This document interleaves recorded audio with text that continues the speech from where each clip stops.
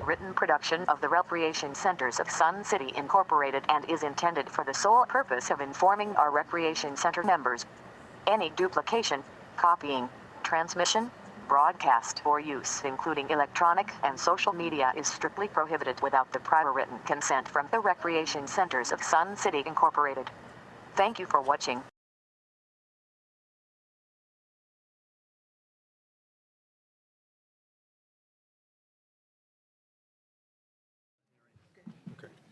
Let me just ask you what. I just got to move the chair and I'm following. I'm sorry. Oops. I'd like to call this meeting to order. Would you please rise and join me in the Pledge of Allegiance to the flag of the United States of America? I pledge allegiance to the flag of the United States of America and to the republic for which it stands, one nation under God, indivisible, with liberty and justice for all.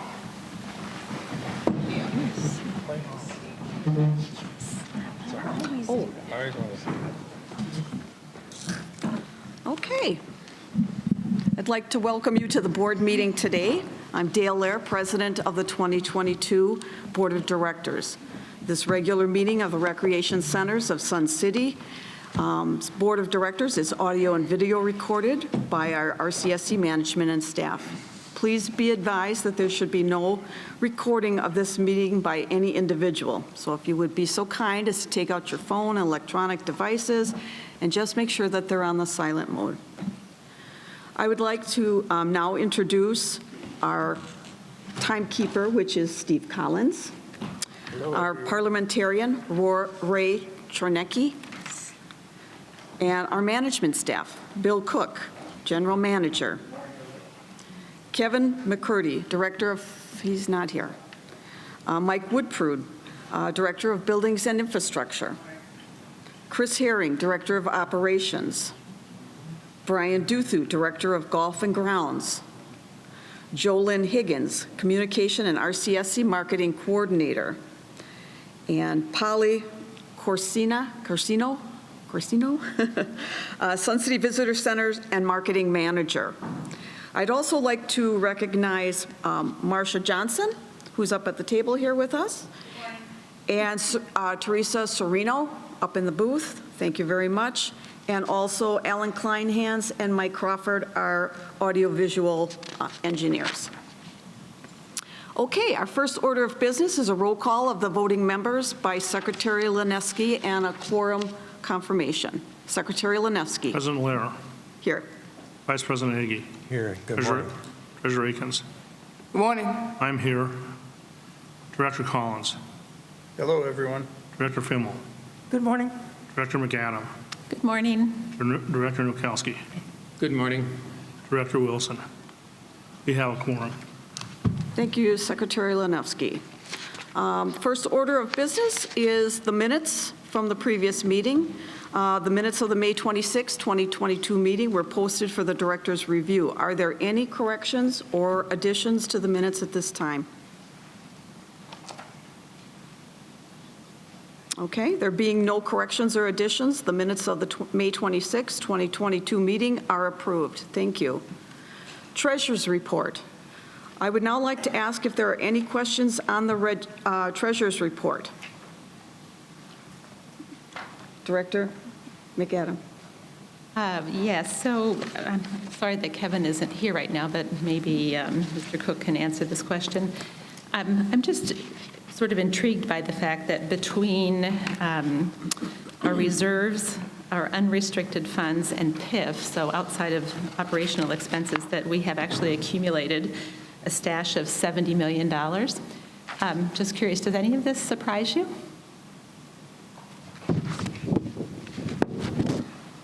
Madam President, Board of Directors, Director McAdam, no, actually, this actually makes me happy. I think it shows that we're fiscally responsible. Now, when you look at the PIF, remember, you approved a budget that assigned every single dollar out of that PIF fund. So take out, what do we have, 30-some million in PIF at this point? Yes, so 31 million. 31.4. Yep, so that is already assigned. Now, we may have some excess based on the fact that we, we're conservative in our budgeting, but it's very small. So other than that, no, the $11 million in carry forward, again, it's a fiscal responsibility. We have one of the best balance sheets with a quick ratio of over 11 that I've ever worked with. And any board that I've worked with historically, if they would see these numbers, they would be ecstatic. No, I am not surprised. Thank you. Madam President, Director Collins. General Manager Cook. Could I get a report on where all that carry forward money came from last year, the exact areas that it was in excess? Madam President, Director Collins, yes, you can absolutely, it would actually come through our excess that we generated last year. So I believe we generated a $1.1 million excess. Don't quote me on that, I'm not sure. But you can certainly contact Director McCurdy and he can give you that detail. Thank you. Yep. Any other questions or comments regarding the Treasurer's report? Yes. Director Nowakowski. Our general manager, looks like we are currently $1 million ahead from our budget in income and $1.5 million behind on our expenses. Any idea of why that difference is on the expenses? Madam President, Director Nowakowski, I believe we're about 1% above on income, and I believe we're somewhere around 16% on the expense side. I don't have the numbers in front of me, so this is coming off the top of my head. So, but again, if you have questions on that, certainly feel free to ping me or Director McCurdy. But it really right now on the expense side is where we're seeing a lot of our favorability. The income side is I believe at 1 or 2% above what we had budgeted. Yeah. Thank you. Mm-hmm. Any other questions or comments from the board? There being no more comments or corrections or additions, the Treasurer's report will be filed for audit. Management report. Are there any questions or comments on the management report? The management report has been accepted. Thank you, General Manager Cook, for the management report. Okay, moving on. There is a recommendation from the Finance and Budget Committee to form an ad hoc committee. Unfortunately, again, I must rule that this motion is out of order pursuant to Robert's Rules of Order 39.5 and our bylaws 10, Title Committee, Section 1, Standing Committees, D, Finance and Budget Committee. Like the motion from last month from the Lawn Bowling Committee, this motion is beyond the scope of the committee. I would like to take a little bit of time, if it's acceptable to the board, to explain the reasoning behind this ruling. Robert's Rules of Order 39.5, and I'm paraphrasing, but motions that conflict with the bylaws are not in order. Our Article 10, Section 1, Standing Committee D, Finance and Budget, defines the purpose of the committee. And basically, this committee is an oversight committee. It reviews the variance reports. It reviews and approves the budget, both capital and operating.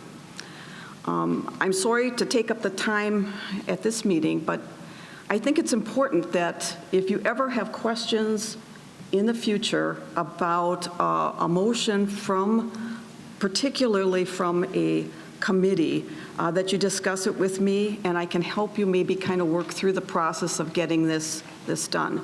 Another thing I'd just like to mention is that generally when a committee does work, and they generally will prepare a report, and in that report they will make their recommendations based on their findings. What we don't want to see is just a committee coming up with no background information, no research, and wanting to take this very big step. The other thing I want to say is truly the establishment, our bylaws do not provide Budget or Finance Committee or any other committee for that point the power to recommend the establishment of an ad hoc committee. That power lies strictly with the board. So I'm sorry again for taking up time. President, I have a question. Director Lanevsky, Secretary Lanevsky, sorry. Either way is fine. If somebody wanted to make this motion, I don't, but if somebody wanted to, without going through the committee, they could do that. Is that correct? A board member can always bring up a motion in new business. Okay, thank you. You know, absolutely. That would be the correct way to do it. Madam President? Director McAdam? The problem with that is that when that has happened in the past, a board member has brought forward a motion, they've been told, no, you can't do that because it has to go through the committee. It's a catch-22. Yes, it is. Well, generally, when a committee does the work of the committee within the purview, the purpose, you have to read what the purpose of the committee is. And if the committee is charged with that, they should prepare a report detailing what they want to do and why.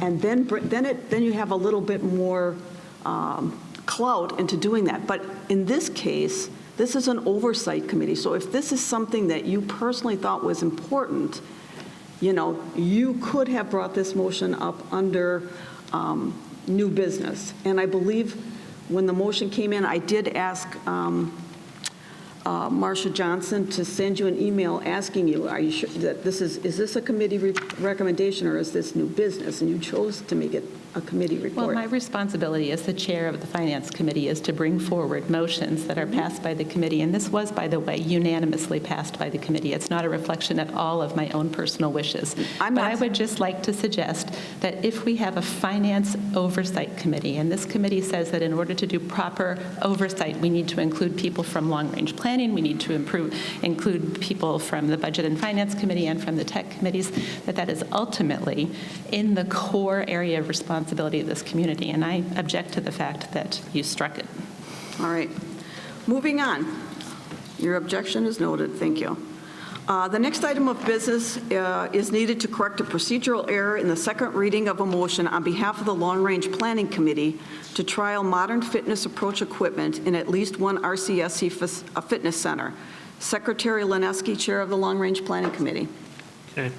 On behalf of the Long Range Planning Committee, I move that the RCSC Board of Directors trial the modern fitness approach equipment in at least one RCSC fitness center. This would include the purchase of the Live Fitness video console equipment or its equivalent, specifically 2 treadmills, 2 ellipticals, 2 stationary bikes, and 2 recumbent bikes with a maximum budget of $125,000. Thank you. It has been moved on behalf of the Long Range Planning Committee that the RCSC Board of Directors trial modern fitness approach equipment in at least one RCSC fitness center. This would include the purchase of Life Fitness video console equipment or its equivalent, specifically 2 treadmills, 2 ellipticals, 2 stationary bikes, and 2 recumbent bikes with a maximum budget of $125,000. Ms. Johnson, would you please read the names of members who signed up to speak on this motion only? Madam President, no one chose to speak on this motion. Very good. All right. So again, to the board, I'm going to read it again. The motion before you on behalf of the Long Range Planning Committee is that the RCSC Board of Directors trial modern fitness approach equipment in at least one RCSC fitness center. This would include the purchase of the Life Fitness video console equipment or its equivalent, specifically 2 treadmills, 2 ellipticals, 2 stationary bikes, and 2 recumbent bikes with a maximum budget of $125,000. Secretary Lanevsky, as maker of the motion, do you wish to speak first? Yes, very briefly. This is simply to correct a clerical error that was done where the amount of money that was authorized was not mentioned for whatever reason, and this is simply to correct that problem. Okay, is there any discussion? Discussion? Madam President. You have to raise your hand up, Karen. Well, I did. Okay, Director McAdam. So I'm going to be voting against this motion, and I just want to explain why. I'm completely in favor of us updating our equipment and making sure that our equipment is not obsolete. However, I don't believe it's the purview of the board to prescribe to management how many ellipticals and how many treadmills and how many recumbent bikes we should be purchasing. I think that is way beyond the purview of a board as an oversight committee, and it's giving instructions into the day-to-day operational affairs, which I think should be left to the people that we pay to do that. Okay, the Long Range Planning Committee is not an oversight committee. Their role and purpose is to look to the future, and they did a detailed report and presentation on this. But thank you for your input. Secretary, is there any other discussion? Yes, I just got one comment.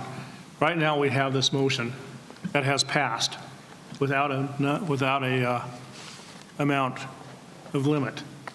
If this thing is defeated, then it goes back to the old motion, and instead of having a cash limit to what can be spent, you can spend as much money as you want.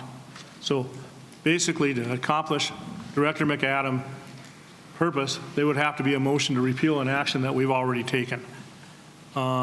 If this doesn't pass, again, the basic part of this has passed except for the monetary amount. Thank you, Secretary Lanowski. Is there any other comments? Madam Chair. Director Nowakowski. One of the reasons that we're going through this as a second read is because the dollar amount was not included in the first read. We had a first read back in April, I believe it was, a second read, and after the vote, the dollar figure for the budget was then included. In May, when we did the second read on that motion, we had a budget dollarary figure included in the motion. So this one being a second read, the first read and the second read were not the same motions. So we're including this as a second read to correct the first read that was done in May, or I'm sorry, in April, that did not include the dollar figure. I think I was one of the people that kind of started this up. So I'll take the blame for bringing this up. Thank you, Director Nowakowski. If there is no further, oh, I'm sorry. I just want to say one brief thing that does not affect the motion, and I don't wish to direct management in any way, shape, or form, but I would hope that if this passes, management would place this equipment in one of our facilities where it will get a fair test. In other words, a facility where this type of equipment is regularly used. Thank you. Thank you for the comment, Director Fimmel. Oh.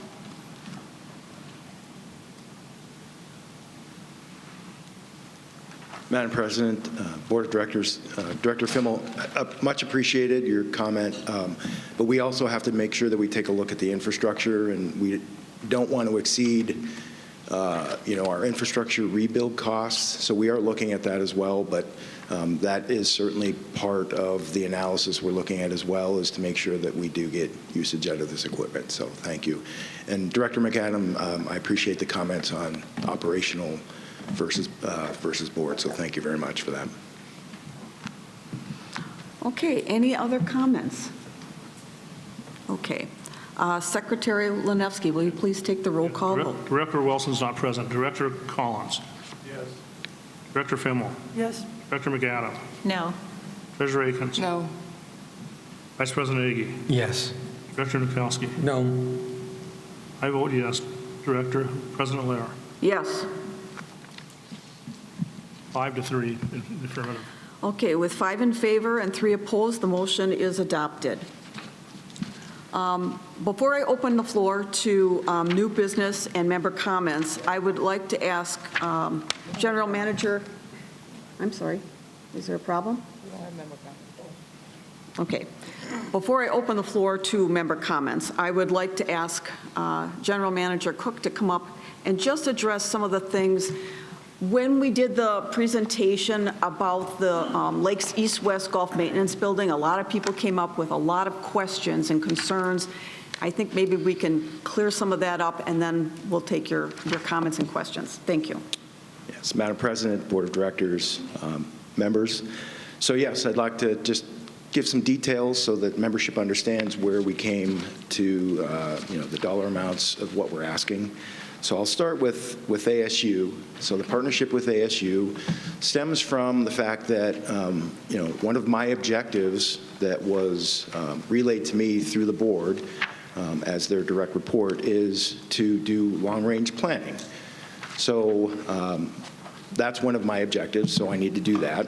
And then I attend the long-range planning sessions, the committee sessions, and I know that there's a lot of work that's been done with respect to surveys, and so I know there's some frustration because it was not approved by the board to send out a survey that was developed by long-range planning last year, and there's been a lot of work that has been done. So in my history, I've actually been involved with surveys, and I've been involved in a lot of long-range planning, and in many instances we have outside consultants come in to maintain objectivity and also to become kind of the arbitrator in terms of when there's questions or disagreements in terms of how things should happen. And so what I had asked our manager of the Visitor Center, Polly Corsino, I'd asked her to go out and see if we could partner with somebody. We have some great universities in the state of Arizona, and so I thought it would be a tremendous opportunity to do that. And so Polly has done a great job of getting us involved with Arizona State University, and we've had multiple meetings with them, and so right now, where we're at is they've come back, they being ASU has come back and has developed a statement of work with, at the initial 7 services that they had offered. If you mind, I'm going to get my.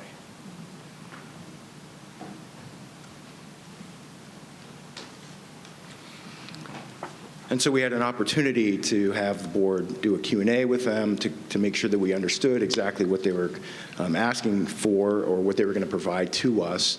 And so the original statement of work was quoted at 66.5. There was one of the services with respect to going out and look at social media, which we felt was not necessary, which brought it to 56.5, and then I negotiated with the associate professor who is leading this effort, and he's agreed to come down to 45,000 on this. So just to let you know what the services are, so we're going to do a survey of our current membership, okay? And just to make sure that everybody understands, the survey will be led by the board, okay? Whoever the board decides would be part of a committee if we have a committee. And then also we discussed the long-range planning being involved with this since they've put so much work. And in the discussions with ASU, they've said that's a great idea. So this is from the community, it's from the board, and then the final product that would go out would be approved by the board. So I want to make sure that I clarify that this is a community-based effort, and it is a survey for the community, and it's going to have the board and the community involved with this. So then there would be, once we received all of the results back, we will have focus groups of individuals of membership, and then we would have working groups. So one group would be to discuss the results. The second group would be to discuss an action plan based on what came out of the survey. And so again, all of these working groups and the focus groups would all be membership, board. There would be management involved in that as well, just to make sure operationally anything that gets decided can be implemented. And then we would do benchmarking, so taking a look at other communities similar to ours. So they will go out and say, okay, this community has 4 dog parks. You have 1. So they would do that kind of benchmarking for us. They would do trend analysis, so they would take a look at all 55-plus communities. And so they would take a look at what the trends are, what some of the new, like Festival is one of the brand new ones in the area here, but they would look at across the country what some of the trends are in terms of the amenities and what's being offered. And then there's going to be a survey for future residents as well. So, we want to know who's that next generation going to be and who's going to be buying the homes that are getting sold here and what do they want. So there'll be a survey that will be broadcast to, wherever we decide, in Canada or in the U.S., to determine what exactly the next generation is looking for. And then they would help us with long-range planning. So they would guide us through that whole process. And both the surveys would certainly drive a lot of our long-range planning. So that's where we've come to, and that's what's going to be offered. I am in support of this just because, I do believe the objectivity and I believe their expertise. One of the professors is actually coming out of retirement. She actually did long-range planning for West and Grand, so she has some familiarity there. She's very excited to work with us. So are there any questions on the survey? I'm going to grab my water. Okay. Madam President, I don't have any comments about the survey, but I do have a little addendum that I want to make to what you said, Mr. Cook, about why we're not doing the social media aspect. You said it wasn't needed, but the reason, just as clarification purposes, Sure. is that we really don't need them to do the social media aspect under this contract because the Technology Committee and its members are routinely and regularly looking at the social media aspects on behalf of the community. And so it might be better that we have it there rather than in this particular aspect. Excellent. Thank you, Director Frimmel. Agreed. Yes. Director Luna. Oh, sorry. Madam President, I have a question. Yes. I have a couple, actually. Mr. Cook, you appeared in front of the Long Range Planning Committee in the last couple of meetings, have you not? I have, yes. And in both those meetings, you have mentioned the potential of an ASU, Arizona State University, I'll refer to it as ASU from now on, Yes. survey and things like that. Is that correct? Yes, that is correct, Director Luna. And you didn't try to hide the ball, did you? No. Okay, because there's an email that I've got indicating that there may not have been a lot of community involvement. In your view, did the committee raise any objections that would cause red flags for you? No, as a matter of fact, there was quite a bit of excitement that the work that they've done is going to be involved in this process. Okay, and in fact, I'll ask it in another manner then. Did any of the members of the committee seem excited to you and willing to help? Absolutely, absolutely. Okay. And did ASU say that they'd be willing to work with the committee and get input from the committee? Yes, this is our project, so yes. Okay. And just one last thing. Did you make the board aware that you were working with the ASU people before you presented a contract? Yes, I did. Thank you. And Madam President, Oh, may I'm I sorry. also make an addition here as well that having been on the Long Range Planning Committee now for many years and now being the co-chair of the committee, I think this is a natural progression of what the committee's been trying to do for a number of years now. Thank you. Okay, so then I'd like to talk about the pickleball initiative at Lakeview. Okay. Okay. So just to give everybody a brief history, this has been a long, in-depth study and process with respect to taking a look at, where we could enhance our pickleball numbers for the growing numbers of pickleball members. So this started a year ago when option 2 of Mountain View was approved, and we knew that the 7 pickleball courts at Mountain View were going to go away once construction started. And immediately, so that was June, the board went on break for 2 months. But during that break, there was discussions had with respect to what are we going to do to make sure that we have some plan to make sure that we don't reduce the number of courts or available courts for a club that's growing exponentially. So in September, when the board reconvened, a meeting was set up with the pickleball officers and a few of their members, and this was initiated by the board, and at the time it was Sue Wilson was the president. And the board, I believe pretty much the entire board was there at this meeting. I was there, Jan Eck was there, to discuss and get feedback from the club stating, what do you guys want? Where do you want this? What if we had some plan to help you guys get some more courts, what would it look like? Some of the things that came out of that, and I was looking at my notes back a year ago, and it was, 16 courts was something that they came to the conclusion on. And then the other was location. They said south of Grand. They wanted to be south of Grand. So at that point, the board then said, Bill, okay, you need to do some type of feasibility study. You now know what the pickleball people want, okay? Where can we do this? Okay, so that was a daunting task. So using their requirements, we looked at the golf courses, South Golf Course. Okay, so we actually went and looked at the deeds. There's deed restrictions at the golf courses, okay, and there's houses. So there's a noise potential issue, but the deed restrictions really were what drove that. And we actually went to our attorney to look at things that we could do, and that was not an option. We looked at Fairway, we looked at Oakmont, parking was an issue. We actually had, our architect actually did a free overlay for us at some of these locations, and we would take out too much parking if we had to build. And so, we looked at Sun Bowl, and again, there's parking issues there and housing, and so, we said, okay, we're gonna have to start moving north. And at that point, we said, okay, what about Lakeview?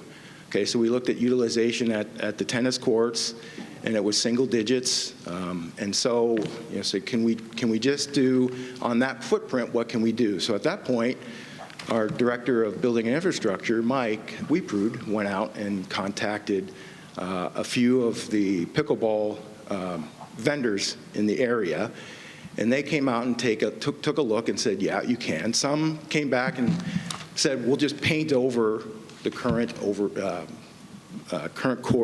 tennis courts, or we can overlay it with a sport court. So that was one option.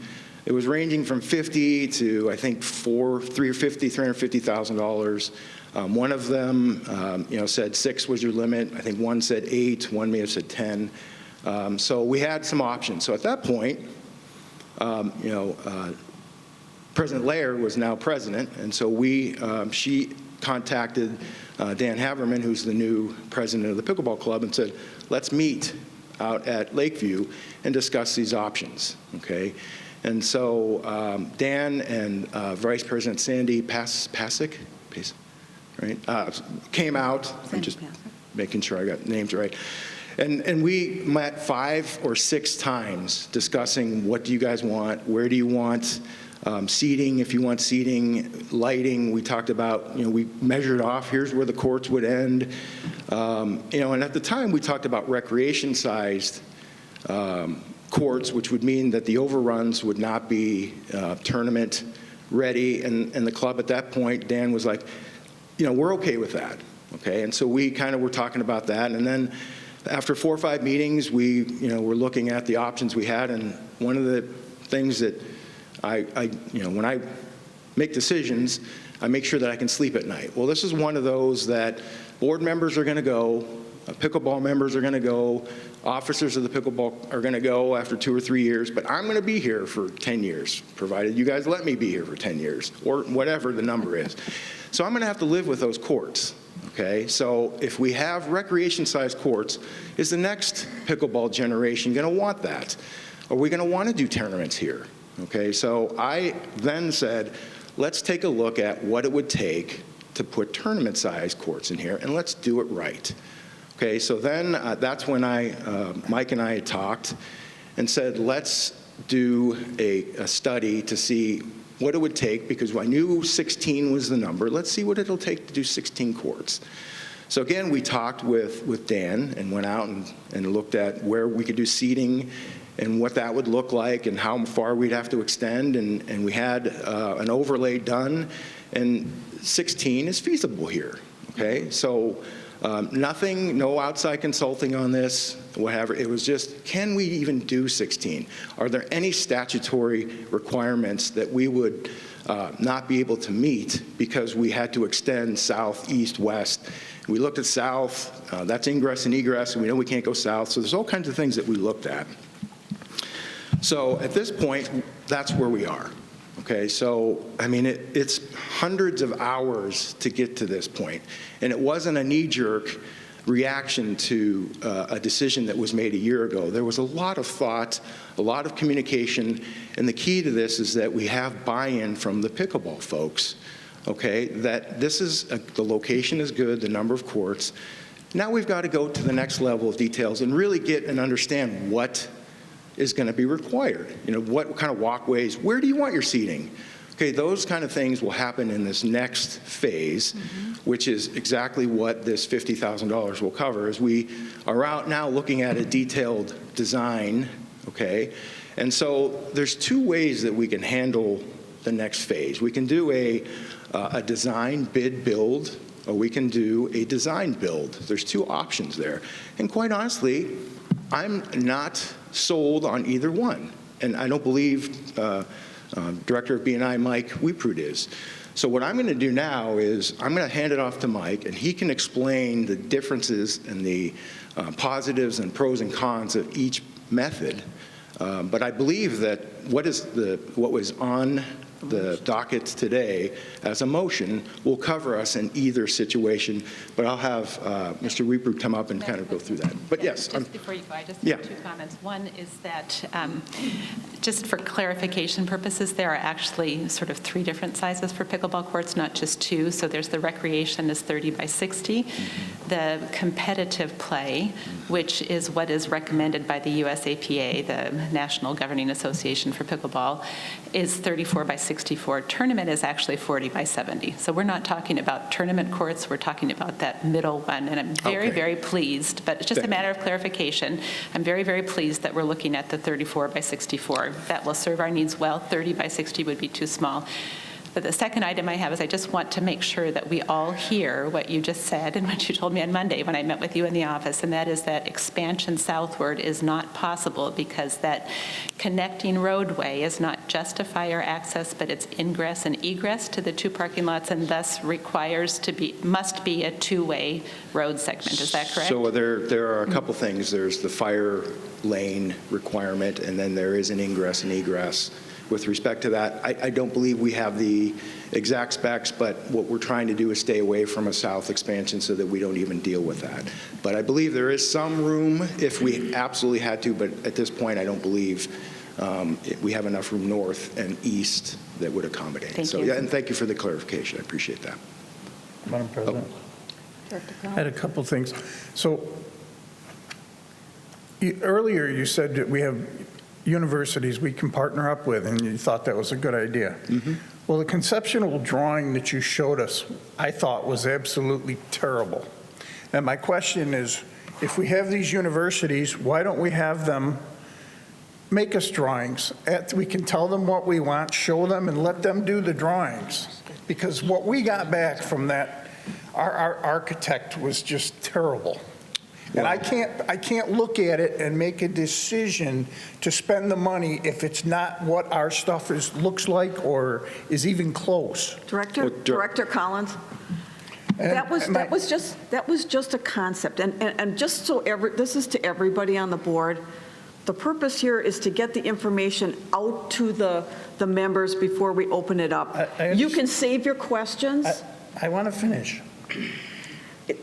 And you said you met with the pickleball and everything. I've gotten phone calls that they were told either you take this or you get nothing. So I just want to make that perfectly clear that this is not the only option that they have. We're not going to be, I don't think it's right for us to say you get what we tell you or you get nothing. I would, Director Collins, first of all, I would disagree with that, and I hope that Dan is here today would disagree with that. We went through and did our due diligence from an operations perspective.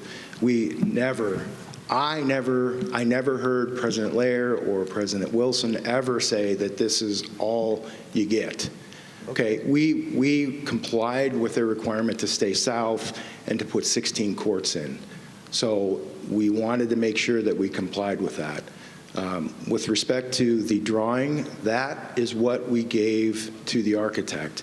We did not get specific requirements from the pickleball folks.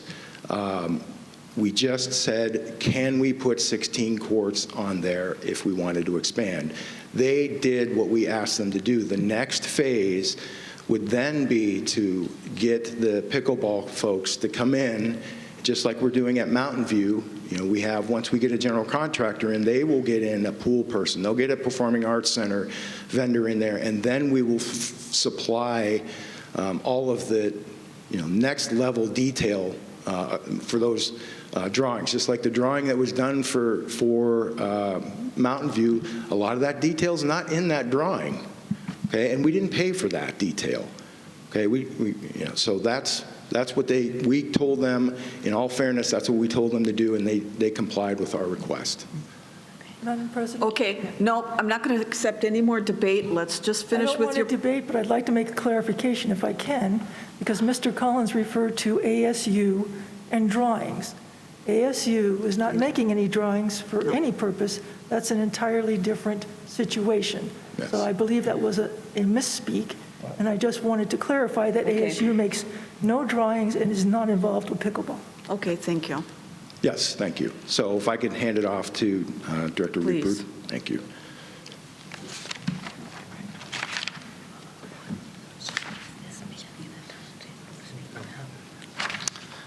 Madam President, Board, Bill, thank you. So yeah, the proposal that's later on in the agenda is to pay for design of a Lakeview pickleball court conversion, 16 court, and that's contemplated to be used with our current architect, CCBG, as a traditional design bid build project. This board, the RCSC bid board policy, very much encourages 3 bids on projects, especially a large project such as this. So the best way to get 3 bids is to have one design, a level playing field, and you set the bid out to contractors. So that's the direction I'm pretty much advocating. I'm okay to go design build on this, but what I would say, why I think this is a good concept, is that we already have used it on a sport court, and it's worked very well. Marionette Center was designed by CCBG, and it was built, and I believe it's a very outstanding facility. So what we're basically asking them to do is, you know, that facility you built or designed for us there, we want to put another one down at Lakeview Center. So that's the road that this is currently going down. The construction of Marionette Center courts was provided by Robert E. Porter, the GC that's currently building our Lakes East-West maintenance facility, and within their scope was to, you know, build the courts. And one of the particulars about the pickleball courts is the coating, and they used a sports court expert, Elite Sports, as one of their subcontractors. So this is the direction that on paper is currently poised to go. However, we can also go directly to a company like Elite Sports, who say they can handle the project totally, as if you select them as a design builder. So in other words, take the architect out of the equation, they would essentially become the architect. We haven't gotten any proposals. I've got a planned meeting to talk with Elite Sports next week, if that's the direction we want to go. And in the next month or two, I hope to gather some more information on that. So even if this motion is approved for $50,000, I don't see us expending any monies until we go down the road of design build and see if that's something we really want to do. But design build kind of prevents you from getting 3 bids. You got to select your partner at the beginning of the dance, and then away you go. So it's a little bit more difficult in a body and a board policy 7 that really wants to see 3 bids. So I guess I am leaning towards the design bid build concept on this. Thank you very much. Okay. Madam President, I have a question for Mr. Reprut. I'm closing the debate on this. It's not a debate, it's a question for him that he can Karen, answer for us. we need to move on, okay? Thank I you. think this is actually pretty important to I discuss. call the ruling of the chair. I call the ruling of the chair. We're moving forward. I call the ruling of the chair. It must be voted on. What does that mean? Means I don't think you can do that, and I think we need a vote to say that you can do that. We're asking these people, it's already out of order, to come up and give some information to the members prior to them coming up to ask questions and speak. Your opportunity as a board member to debate the issue and ask questions comes after them. So that's, I allowed it, it went too far, it's over. Thank you very much, sir. I appreciate the business. Ms. Johnson, please read the names of cardholders who signed up to speak on new business items only. And members, please state what motion you're speaking to and if you support or oppose it. Thank you. Ms. Johnson. When I read your name, please come up and sit in the chairs reserved in the front row.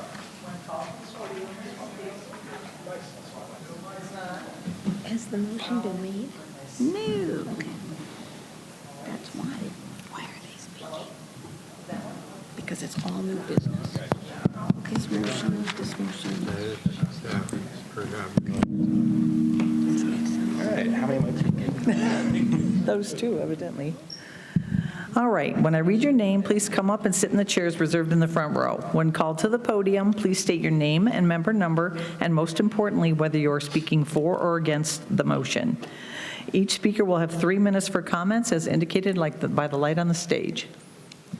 Okay, we got a lot of you. So Dan Haberman, Rachel Tronovich, Cy Zuckerman, Ross Tolman, Sherry Marchio, David Clausen, Bill Pearson, Marcia Oxel,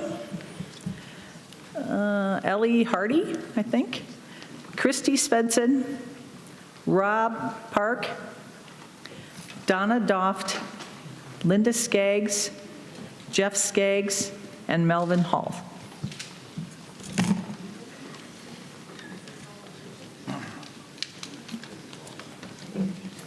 So the first person to speak would be Dan Haberman.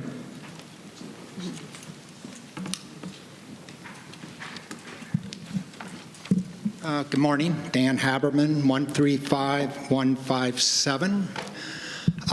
Boy, I kind of had some things I was planning on saying this morning, and General Manager Cook has kind of taken the words out of my mouth here a little bit, but that's okay.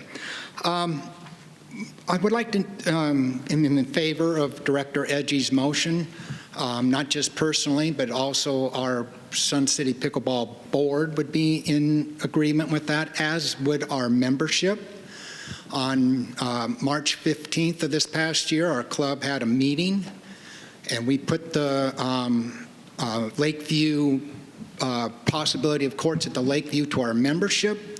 We took a vote at that meeting, and we came up 2 votes short of unanimous. So it is something that our whole membership is looking to also. You know, if we lose 7 courts for about 10 years, leaving us with 20, right now, during the winter months particularly, our courts are already being overused. People are waiting in line. Getting on courts is difficult. And if we go down to 20 courts for up to 10 years, we're going to be in total chaos at our courts trying to get court time. It's not going to be good. Director Cook, or Manager Cook, has already spoken to the thing that initially these courts at the Lakeview, we were going to convert the tennis courts into pickleball courts. That's not our hope anymore. As Manager Cook has said, now we're looking at expanding the footprint. So I'd like you to look at this as a piece of property, a rare piece of real estate that's available to do this project on. And then Director Collins, I'd like to, with what you saw, you know that they were conceptual drawings. And I looked up, and I'd like to read you guys the definition of conceptual. Something is conceptual when it deals primarily with abstract or original thoughts. A conceptual plan is one in its early stages. So I agree that what you guys saw is probably not adequate. And we, as Bill has said, we are forming a committee. Our committee will look at anything that is presented. We hope we will have input in the design and what everything looks like. And if our committee saw the plans you guys saw, we wouldn't have approved those plans, but we would have seen it as a place to get started and to move on from there. So I hope that you don't let those conceptual plans that you've seen make you think that that's what's carved in stone as to what's going to happen. It's just a starting point to what we would like to see. Madam President? Director Collins? Director Collins? And I have a question. I just wanted to. Sure. Go I ahead. understand that, and my whole thing was CCGB has already done architectural drawings for us. And what the conceptual drawing they showed us wasn't compared in any way close to what they've built us or what or anything. That was my only reason for that. If they've already done it, I would have thought the conceptual drawing would have been a little better. And yeah. You get what you pay for, free. Yeah, actually, we paid for that conceptual plan. No, we did according to not. Mr. Cook. I asked Mr. Cook on Monday, and he told me that we paid for it. We pay something. Okay. It's not a lot of money. Yeah, it's So, our money. Dan, I would just like to ask you, I was at the meeting on March 15th, and you opened that meeting by saying we have to vote today on whether we want to have 14 pickleball courts at Lakeview. There was never any discussion about whether it was feasible. There was never any discussion about whether we could do that and have high-quality courts. And I just want to make sure everybody understands that that vote that was too shy of unanimous, people had no idea what they were voting for. It's just conceptually, do we want to have courts? Well, of course we do. Having courts is better than not having courts, but there was never any discussion. Any questions that were asked at that meeting were answered by saying, we don't know that yet. We don't know that yet.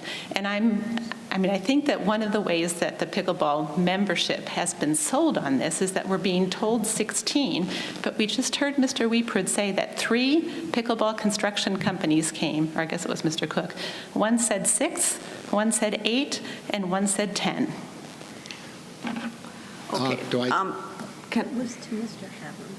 I have a question for you, sir, Yes. if it's okay. You know, there's a lot of emails. A lot of things have been said about me regarding this plan, and I just want to hear it from you. Did you feel at any time that I forced or pressured you to support or oppose pickleball courts at Lakeview? Absolutely not. And I heard that this comment that it was a take it or leave it proposition was never, ever presented to me in that manner. Never. We were thrilled to death when President Lair and Mike Agee met us at the Lakeview and said, here's a possibility. That's how, from the very beginning, that's how it was presented to us, as a possibility of a place to get new courts. It was never, ever given to us as a take it or leave it proposition. I noticed you talked about the formation of your committee, which is great, and I would suggest that your members start working right now to start planning what they want, because what we've decided here is that the original 6, 8, or 10 courts was with the footprint that was there. Now we've looked at expanding it with the space that we have, and we see that we can possibly have 16. Right. But if the club wants more shaded areas and benches and space it to their needs, it may be less than that. Depends on what they want. But you are fully aware of that, and that is, the club is driving this. I said that at the meeting in March. I'm saying it again. The club is driving the decisions regarding this motion and the pickleball courts at Lakeview. And correct. So if we can get, I hate to throw out a number because that gets you guys all, but even if we get 12 courts, that's still more than the 7 we're going to lose. If we can get 12 courts and then have all the seating and shading and all these other things, but we got to get the ball rolling here. Correct. Before we can make those decisions. Correct. Thank you. And this committee, will it be available if needed over the summer? Yes. Yeah. Most of that committee is made up of permanent residents. Okay, thank you very much. Any other? I have Secretary Lanowski. some questions. One of the directors here just said that there's speculation that your group at the meeting where you voted for this, all but two, did not know what they were voting for. Did you explain to them what they were voting for? Well, we were voting for a possibility. All we want, it's hard to continue on with something until you get a feel for where you're going. All we voted for was, are you interested in getting courts at the Lakeview, or are you not interested in getting courts at the Lakeview? Okay. Secondly, did anyone come up to you and say they didn't know what they were voting for? No, sir. Nobody. Okay. Did anyone come up to you at any time and say, I'm voting for this because it's a take it or leave it, and I've been told by any member of this board or any of the management or any person who works for RCSC? No, sir, because as I just stated, those words were never spoken to us. And how many members do you have? As of now, we have 976, and we had 700 in January, so we've gained that many members in just 7 months. So if somebody's saying that you were pressured into this, would that be inaccurate? That would be totally inaccurate. Okay, the reason I'm asking is it affects the integrity of some members of this board and management, and I want to make sure no one's overstepped from this board by telling you it's a take it or leave it. Never was said, sir. Thank you. Thank you. Thank you.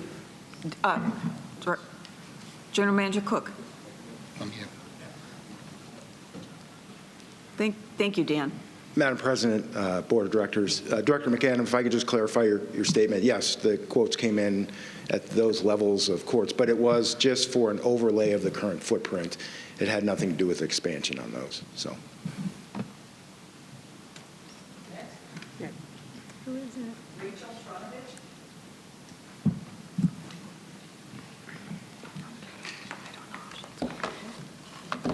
Good morning, Rachel Tronovich, member number 157646. I'm speaking in support of Director Egge's motion regarding the Lakeview pickleball courts. The Mountain View project appears to be moving forward with plans to address pickleball courts in Phase 3, possibly as long as 10 years down the road. I hope I'm playing pickleball 10 years from now. I hope I'm still alive 10 years from now. But we all know pickleball is not only a growing sport in Sun City, but it's the fastest growing sport in the country. Director McAdam consistently and passionately urges the board to consider the future of our facilities to meet the growing demand for this sport and facilitate the viability of Sun City to be a premier, active senior community. I truly believe Sun City merits at least one additional state-of-the-art pickleball facility consistent with what we have at Marionette. The board is encouraged to consider the growing demand and growth of this sport as plans for Mountain View, future center renovations, and additional locations are pursued. Aside from Mountain View, and an issue independent of the Mountain View project, here's what's going on today. We have a growing population of pickleball players, and our current Mountain View and Marionette facilities are stretched. This past season, introduction to pickleball classes were primarily full, with 380 non-club interested players coming through, anxious to learn the game. Enrollments in clinics were full, and these new potential club members had to wait sometimes weeks to find an opening. Some decided to just wait until next fall with hopes of getting in. So clinics, open play, social play, round robin, ladders, tournaments are all competing for courts. That's the reality today. The good news is there's a solution to this current issue. There is available, underutilized real estate at Lakeview that can be developed immediately to help meet some of this growing demand. With your approval, this can be done before courts at Mountain View are potentially decommissioned. This solution makes good business sense by availing valuable utilization of property that is currently vacant.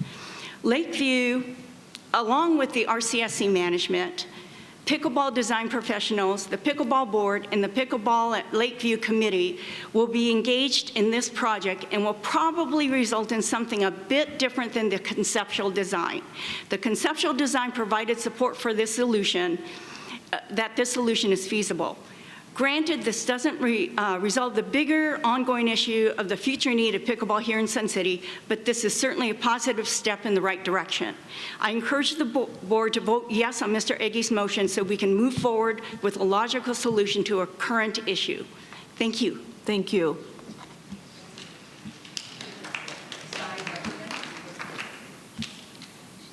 I don't think they heard. Say it again. I don't know. I could see him. Should have just waved. Cy Zuckerman, 152969. Before I begin, I have two questions. Karen, are there screens around the whole back of the back four courts?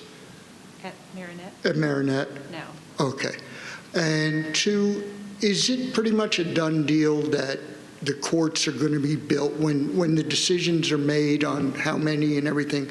Are the courts going to be built at Lakeview? Is that pretty much a done deal?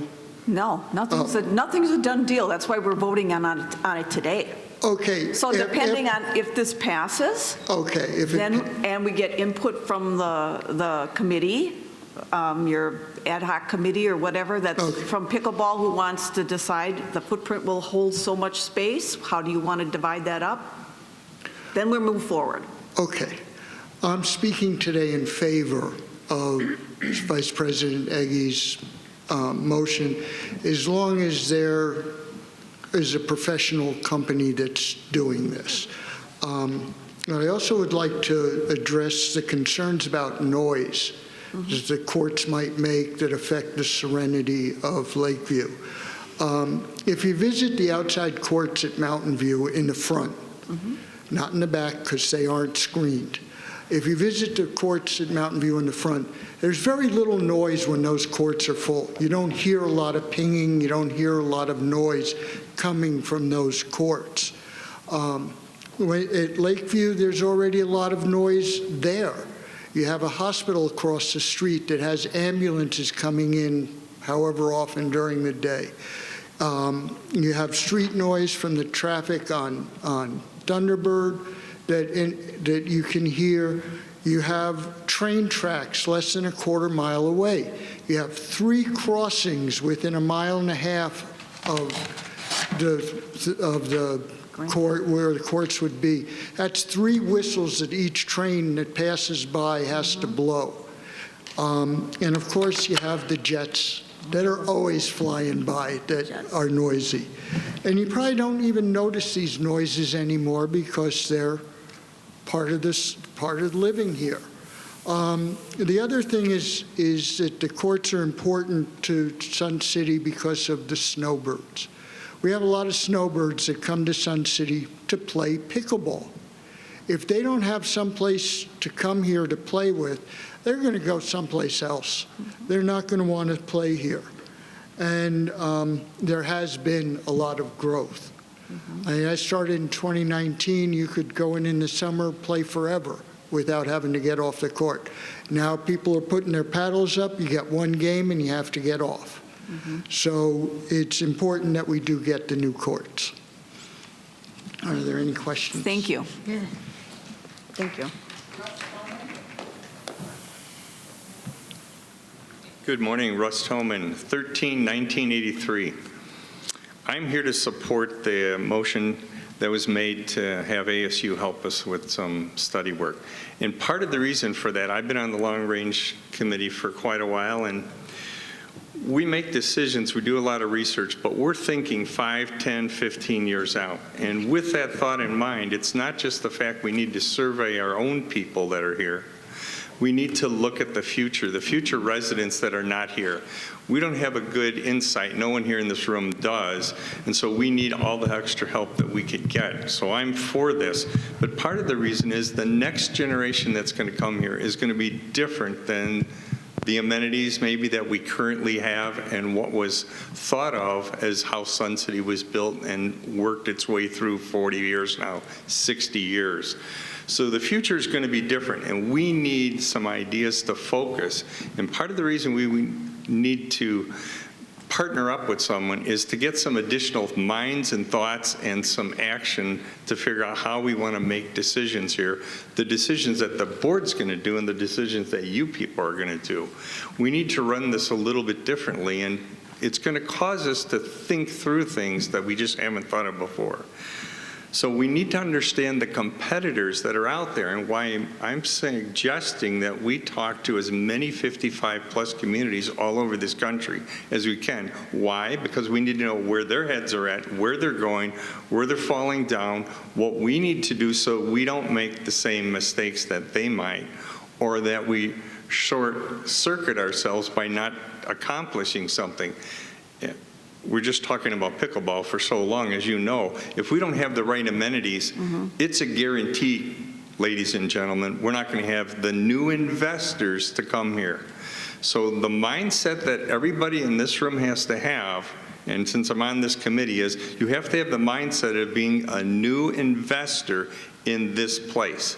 In other words, when we're looking at competitors, I want people's heads to be thinking, how will I invest money here? And if you don't tell me the right answers, I'm not going to Texas to spend my money, right? Right, everyone. Okay. So stay with me on this. We need that competitive information. We need to know what amenities are being offered. We need to know what the concerns are. We even need to know how they're charging their assessments and such. So these are all strategic things that all the various board members need to know, all the various committees need to know, because we're talking the future here. And that's why it's that important, and that's why I'm so absorbed in being on the long-range strategic planning group. We are really the thought leaders to this community. And so we have to think ahead of everybody all the time. That's what we do. We're not focusing on maintenance, we're focusing on the future. And that's what's going to cause this Sun City to survive another 30, 40, 50 years. So I am for this totally. I think it's money well spent. Thank you. Madam President, I got some questions. Oh, I'm sorry. Mr. Tolman, got a couple questions for you. I've worked with you now for a couple of years, is that correct? That's correct. The last 6 months as the chair of the committee, prior to that, just as a member, right? Correct. Okay. So I need to know a little bit of information. Do you believe that the Long-Range Planning Committee has improved its communication with management on these things versus, we'll say, 2 years ago, 3 years ago? I'd say we have. Okay. Do you feel in any way that they've attempted to manipulate you to support an ASU survey? No. Do you think that they're trying, you've had them appear in front of you in the past.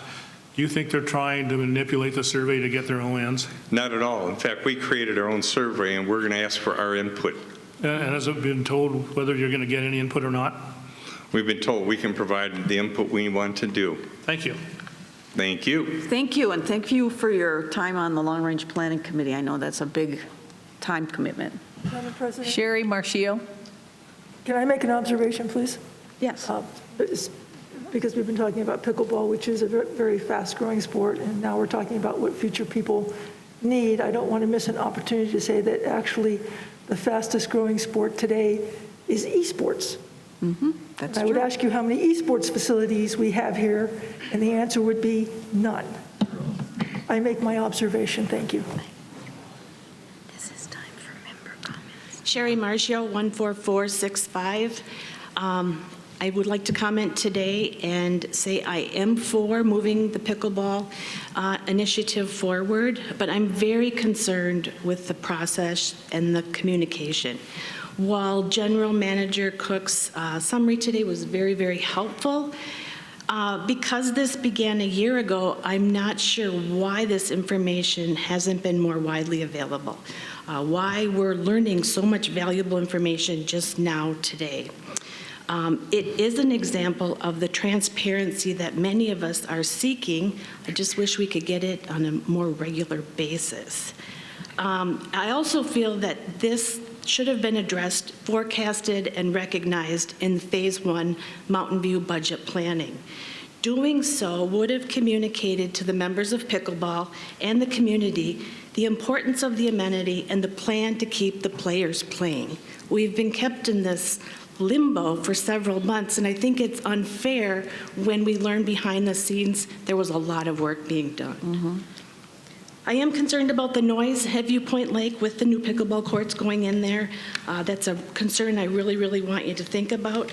And I also want you to think about the crafting of the story after the fact. And I hope this is a lesson learned for how we can be better at transparency and sharing information between the board membership, the board, management, and membership. Thank you. Thank you. David Clausen.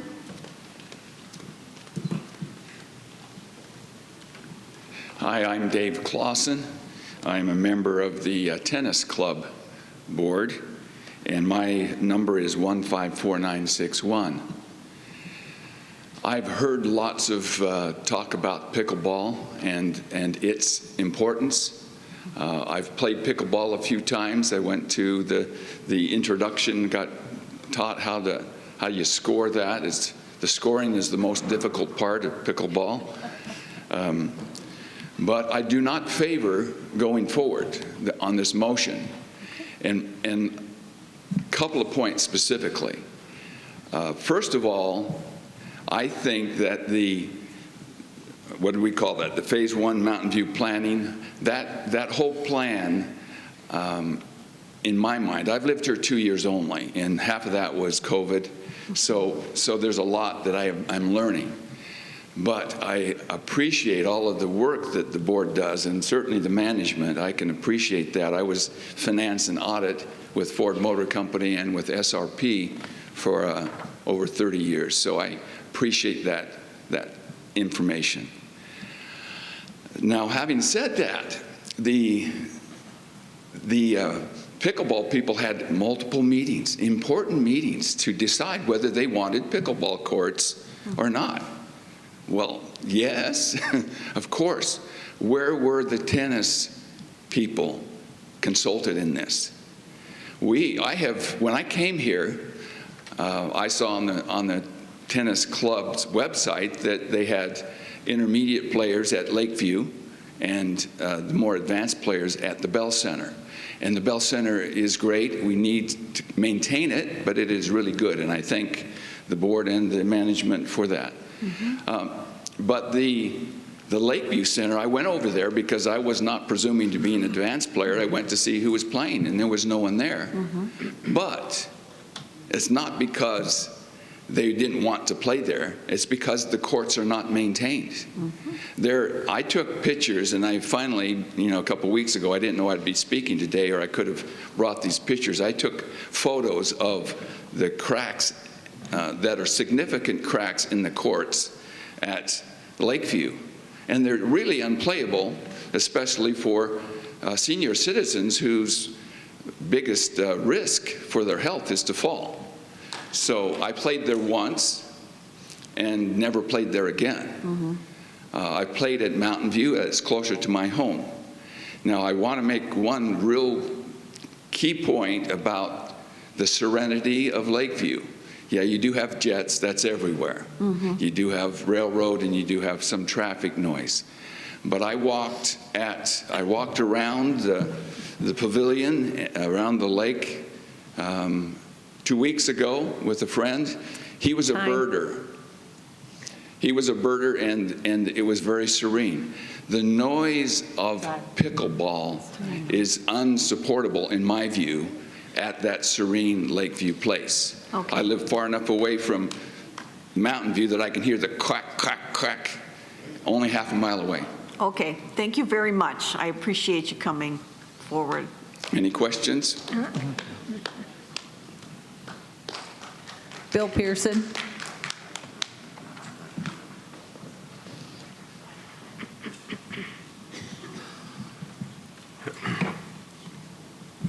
Bill Pearson, 133438.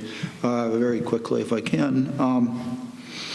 I was initially opposed to the ASU survey. What Bill said helped. I think the number you threw out, Bill, was $45,000. Would you make your adjustment on the motion so you don't have to redo it again? That just makes sense. What I'm especially encouraged by, Dale, 3 years ago, you showed me the survey that the board, the Long Range Planning Committee had put together was brilliant. I would hope that you adopt that as a major portion because it was really well done. It drilled down, and to lose that would be insanity after all the work I think they spent like 2 years putting it together. I do want to talk about Steve's motion relative to golf. I'm in support of his motion on non-resident golfers. I would call it just in time. I bought just in time in 1999 to pay my $750 PIF fee. I bought my second house just in time to pay the $3,500 increase on my PIF. I didn't sell it within the first year, so I didn't get it back. So my purchase, my contribution to PIF was $4,250, delighted to pay it. An investment in our future. Here's what I'm not delighted about. I see no reason that the $50 million that we've spent on PIF in golf should subsidize somebody in Peoria, Surprise, or Glendale to play on our courses for less money than if I step on a course in February, I pay $35. The person that buys the full place pass pays $20. Explain that to me. You can't. I mean, you just can't. The reality is that golf lost at least $1 million last year. We'll see the numbers when they come out. On the 990s, the reality is that each home in Sun City subsidized golf. And I could legitimately argue that we should subsidize golf because it's an amenity for us, not for people that live in Peoria, Surprise, or Glendale. But you've decided to take no action. I heard Bill Cook say that even now, members that apply, Sun City residents that apply for the lottery don't always get their chosen tee times. That 10 to 12,000 rounds that people in the non-residents with their full play pass get, that's 10 or 12,000 rounds that our members could get. I watched the annual meeting from Sun City West 3 times, held last week. I don't know if any of you watched it. If you haven't, you should. The general manager said this, $5 million outside play. Not one round was sold cheaper than what a member living in Sun City West would pay. And not one member was bumped because they give homeowners primetime privileges. We don't. Thank you. Thank you. Marcia Oxel? She left? Okay. I think it says Ellie Hardy. Say it again. Call it again. Elkie Hardy? Or close to that? No? Okay. Okay, so let's cross that one off. Christy Spedson?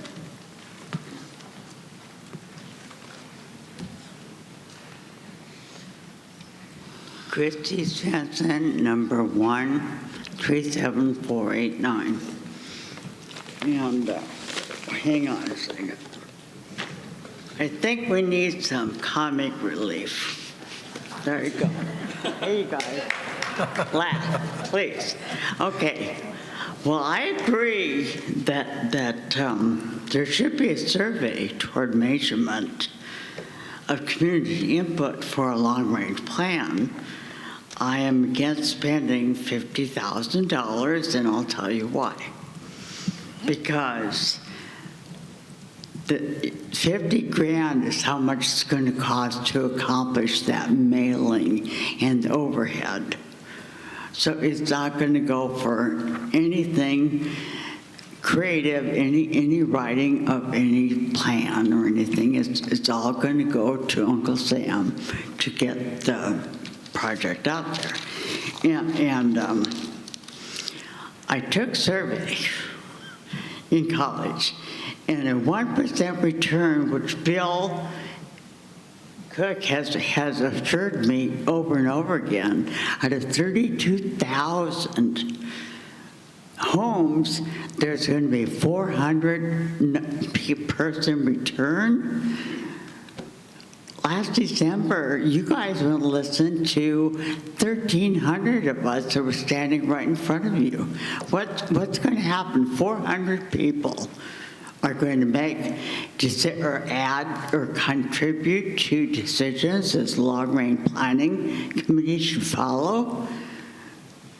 I therefore say that everyone who is here right now, and all of you guys out in YouTube land too, please open that survey and take it when you get it, because a 400-person or 400 count reply is nothing to work on. That's only 1%. So we need more people. We need every one of us to fill out that survey. Thank you very much. And please laugh. Okay, any questions? I have a question. Mr. Cook, how is this survey being taken? Is it being taken by mail or electronically? And if electronically, will there be written copies available if someone wants to take them hard copy? Madam President, Director Fimmel, so yes, in our discussions with ASU, the primary method of delivery of the survey for current residents would be electronic. However, there would be available to all membership hard copies, either at centers or at corporate. We haven't really gone into that detail yet, but those are the two primary methods of delivery. Thank you. Well, with all due respect, Bill, you allowed me to believe, or you led me to believe this was a mail survey. Sorry. No, just let it go. If I did, I apologize. Yeah, let it go. Rob Park.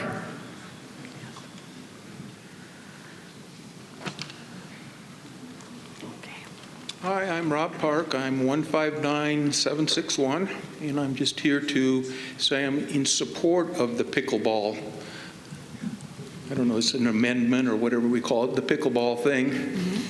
I'm one of those people that they refer to as an investor. That is one of the reasons I moved here. I've lived here for about a year, and I play pickleball about 3 times a week. And they're absolutely right. In the winter, there's lots of times when you go to play, and if you get to play at all, you're lucky. Some of us will sit there and sit there and sit there. I have made some new friends, but have not played as much pickleball as I wanted to. Now that it's nice and hot, I suppose you can go out and play in 105-degree weather if you're a masochist. But anyway, it's a good idea to get more pickleball courts. And that's it. Thank you. Thank you very much. Donna Daft. Daft. Sorry.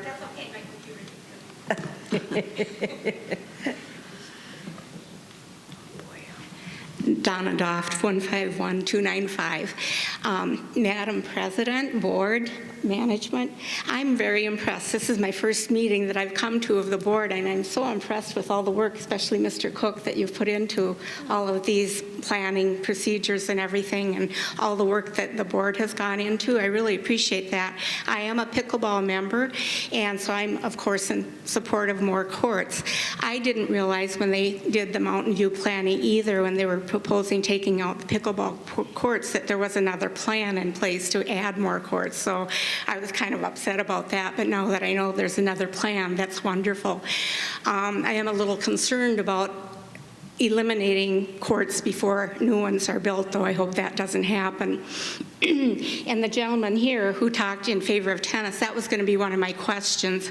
My brother lives in Sun City West, and they've had wars between the tennis player and the pickleball players, and I don't want to see that happen here. So I just want to make sure that the tennis players are also accommodated in this whole plan and process.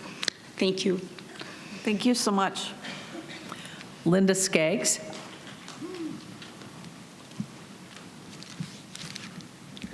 Good morning. Okay, Linda Skaggs, 147048. I am the Vice President of the Pickleball Club, and I am in support of Director Agee's motion. As of this morning, we have a membership of 976 pickleball players, and this number continues to grow even in these hot summer months. When the opportunity was presented to our club leadership to build pickleball courts at the Lakeview property, of course we said we were interested. A special meeting that was held March 15th, 2022, by the pickleball board with our membership to ask if they would support the opportunity presented to us to build pickleball courts on a piece of property at Lakeview. Needless to say, this opportunity was overwhelmingly accepted. This meeting was specifically held to get the backing from our club before the idea was brought to the RCSC board. Correct. There were 100 or 60 so members present, and this is always the case at our club. We always have, a smaller amount attending club meetings than there are the big membership. There are always those who take an interest in caring what happens to our facilities and what happens with our club. And then there are those who just want to go out and play, but they trust in our club leadership to look out for their best interests. Understand that there is no land anywhere else in Sun City to build new pickleball courts. Lakeview was a dream come true, and Dale promised at the special meeting that no Mountain View courts would be unearthed or demolished until the new Lakeview courts were up and running. We all understand that Mountain View is a done deal and will proceed, whether we agree or disagree with the renovation. Pickleball courts will be demolished at Mountain View and won't be replaced at that site until the third phase of the renovation. That could be 10 years from now. Some of us will not be able to play or even be living at that time. 2 days ago, I was forwarded an email originated by Director McAdam. And from what I understand, it was sent to select members of the pickleball club and other members of the club who apparently wrote in and supported her argument of why we deserve better and we shouldn't settle. This email talked about her extensive research on how Sun City is severely lacking in the number of pickleball courts compared to the number of rooftops. Of course, we would love to see a replica of Marinette at Mountain View, as you stated in your email. But as I said earlier, waiting 10 years for Mountain View to maybe build pickleball courts is not something our current membership is willing to wait for. This is why the opportunity to accept the property at Lakeview is exciting. If and when Mountain View courts are indeed rebuilt, then great. Now we have three sites to play pickleball. The conceptual design that was presented to RCSC board is exactly that, conceptual. You refer to the design as substandard, but the word conceptual is just that. We have assembled a committee who we are assured will be able to work with the contractor to ensure that there are walkways and sitting areas. Your email went on to say, quote, admittedly 6 or 8 courts if we wish to be generous, or substandard courts with maybe 10 or 12 sounds better than none at all. However, contrary to what you hear from the board president, those are not our only choices. Expressing enthusiasm for fewer or substandard courts at Lakeview detracts from the opportunity to provide pickleball with something much better, unquote. You also stated in your email, furthermore, building at Lakeview without changing the design for Mountain View will block forever the opportunity to build what really makes sense, a truly world-class pickleball facility at Mountain View, unquote.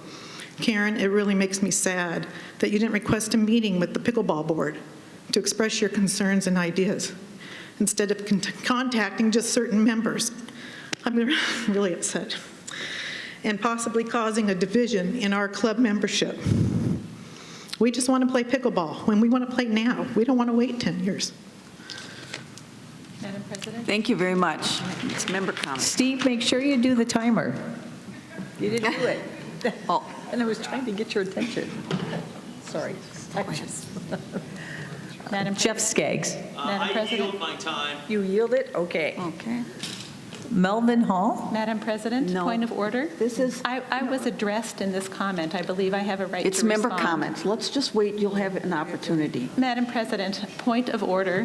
What is your point? That What is is not, your it point? is not correct. I would like to respond because I was just accused of something and I would like to respond to that. Your point is not well taken. So let me just say, anybody that wants to see that email, we have hard copies available here today, and anybody who wants to see it electronically, send me an email and let me know, and I will be happy to send it to you. Sir, what's your name, please?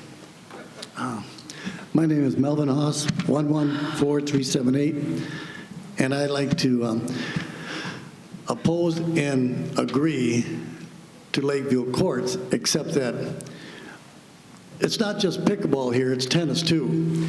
We can make that court tennis and pickleball with a little adjustment. And if they're going to leave pickleball over at, is this on? Yeah. Okay. If they, I couldn't hear. If they're going to leave pickleball over at Lakeview, they better consider building a wall around the perimeter of it so it does cut down on the noise which will carry across the lake, the serenity of the walking area, like the other gentleman said. I mean, it is not that expensive to put a wall up, and just like they do on interstates in communities, like in Minneapolis. That wall is there to prevent the noise of traffic. I mean, I have a brother that lives over at Marinette, and we can hear the pickleball there at Marinette. He lives by Pulla Verde. He lives it's a block and a half away, and you could hear it.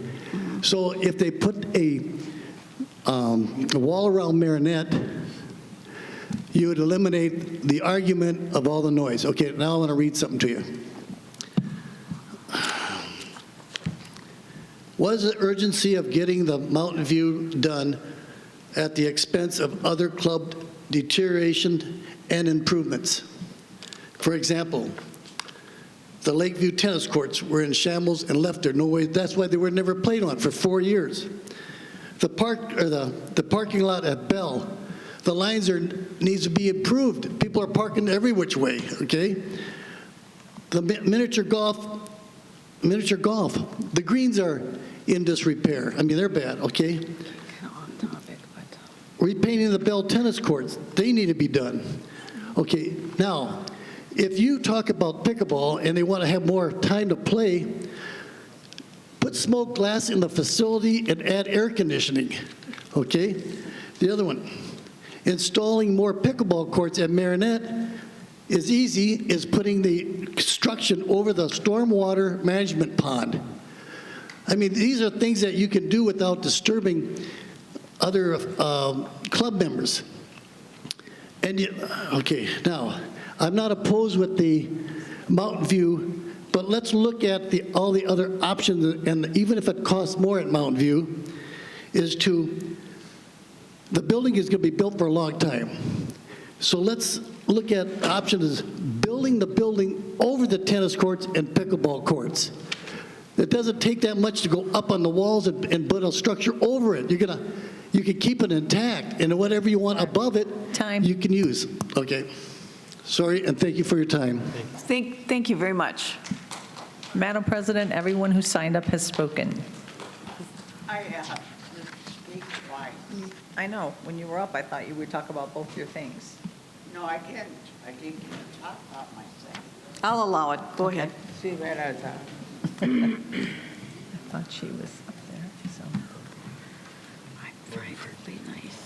Thank you, Marcia. You're welcome. Christy Jensen, 137-489. My second thing I want to talk about is pickleball at Lakeview. And of course, I am a staunch advocate of Mountain View Recreation Center going back to the drawing board or slowing down. So I will say this about that we had pickleball all set up at Mountain View, and then all of a sudden there was a big fight last year. I won't say what it was about, but I'm feeling very strongly that there is some really bad blood here regarding pickleball. And what I don't understand is why we want to spend 50 grand now to conduct a feasibility study of pickleball next to a peaceful place. that is the only place many of us have to go to enjoy the birds and the wildlife there. You know, why is this big fight going on? I don't know. But I'm just saying, children, slow down. And that Mountain View doesn't have to be, the gym does not have to be. Pickleball and golf and a lot of bowling is already there. Why tear it up now? Thank you. Thank you. All right. The first item of new business is a motion to amend Board Policy 17 titled Golf, section titled Golf Tournament and Event Criteria, items number 3 and 8. Director Collins. Oh, down for a second. Director Collins. All right, we're going to take just a 2-minute recess. Oh, here he is. You got to let us know when you leave. Director Collins, if you could please read your motion.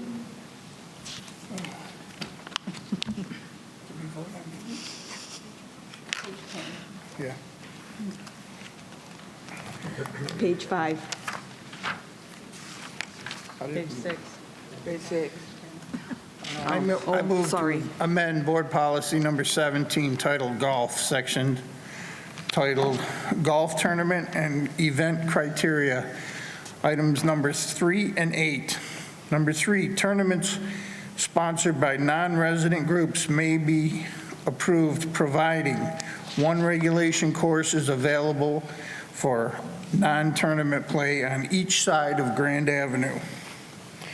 And number 8, no golf tournament may be scheduled on Tuesdays, Ladies' Day, or Wednesdays, Men's Day, without the consent of the SCWGA or the SCMGA clubs respectfully.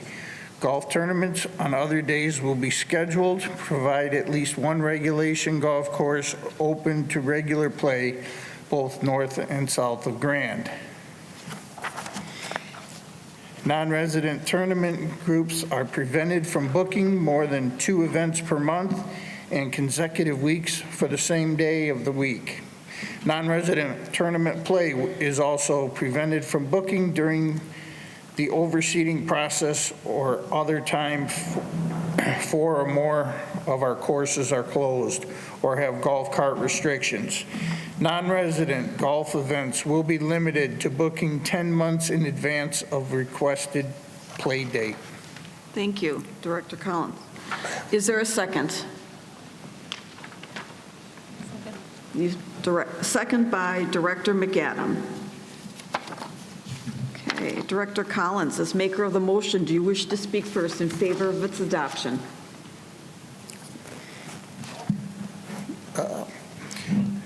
During the member board meetings, this is what was asked by the members for the bookings, and so I approve of this motion. Any questions, discussion? I have a question of the golf people. The director of golf or the general manager, either one. To try and give him the floor is almost impossible. I can't get it all fast enough. Does this have an impact on our, I understand we're making money this year, is that correct? Yes. Okay, does this impact that ability? No, I don't believe so. Is there any negatives to voting for this? Will it have any harm anything? Director on the left, yeah, I hope not, because I wrote it. Thank you. I have no other questions. I also have a question. Was this motion, was it reviewed by the Golf Advisory Committee? Was there discussion? President Laird, I do not believe it was formulated in time for the last Golf Advisory meeting. Okay. I did talk to the Golf Advisory meeting that I would be making recommendations to change the policy, but not the exact verbiage. Okay. Thank you. Any other discussion, questions? The motion before you is to amend Board Policy 17, titled Golf, section titled Golf Tournament and Event Criteria, item numbers 3 and 8. Secretary Lanevsky, could you please take the roll call vote? Yes, for the record, Director Wilson's not here. Director Collins. Yes. Director Fimmel. Yes. Director McAdam. Yes. Treasurer Akins. Yes. Vice President Agi. Yes. Director Nukowski. Yes. I vote yes. President Lair. Yes. Vote is 8-0. With 8 in favor, 0 opposed, the motion is adopted. New business continued. The next item of new business is a motion to approve funding for a survey to be performed by ASU. Director Nowakowski. You don't have to. You want mine? Here. Playing musical mics. Yeah. Madam President. Dale.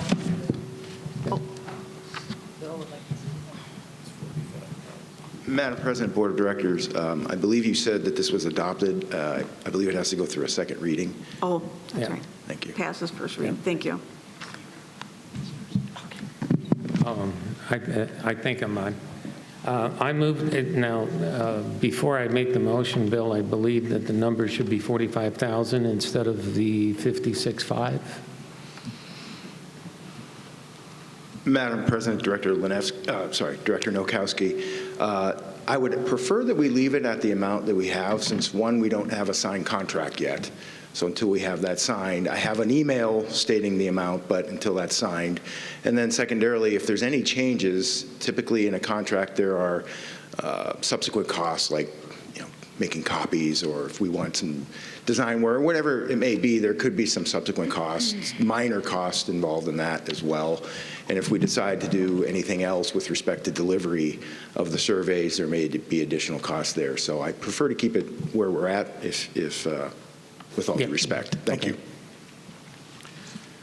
I move to approve an additional 2022 budget of $56,500 to partner with Arizona State University to conduct the following services. 1, a current member survey. 2, current member focus groups. 3, current member working groups. 4, community benchmarking. 5, trend analysis. 6, future member survey. And 7, long-range planning. Is there a second? I second it. Second by Secretary Lanevsky. Director Nowakowski, as maker of the motion, do you wish to speak first in favor of its adoption? I think we've got enough information between the general manager on the and Russ from the Long Range Planning Commission. I don't think I need to add anything else to it. Thank you. Is there any further questions, comments? Director McAdam?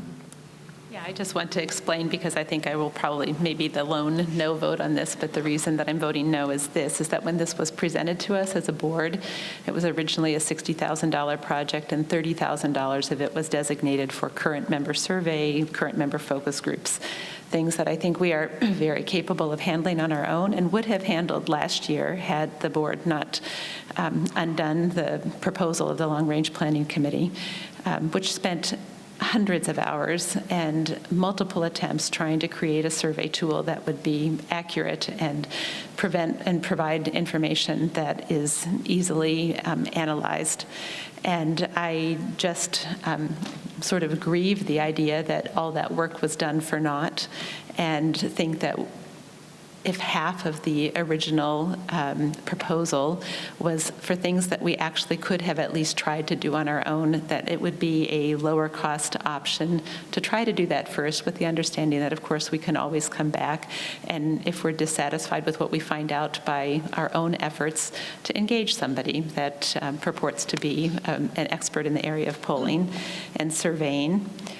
The second thing was that there was also, I can't remember exactly the number, Bill might be able to remind me of this, but several $1,000s for ASU to conduct an online survey on 55-plus communities. And I've spoken to a half a dozen people here who think that that is ultimately doable by our own members. Getting online is not a hard thing to do, and I think that that's just another point where I don't think we necessarily need to outsource that. I do think that there are some things that ASU can provide for us that we can't do on our own, and I would be in favor of that, but because it's the whole package, I will be voting no today.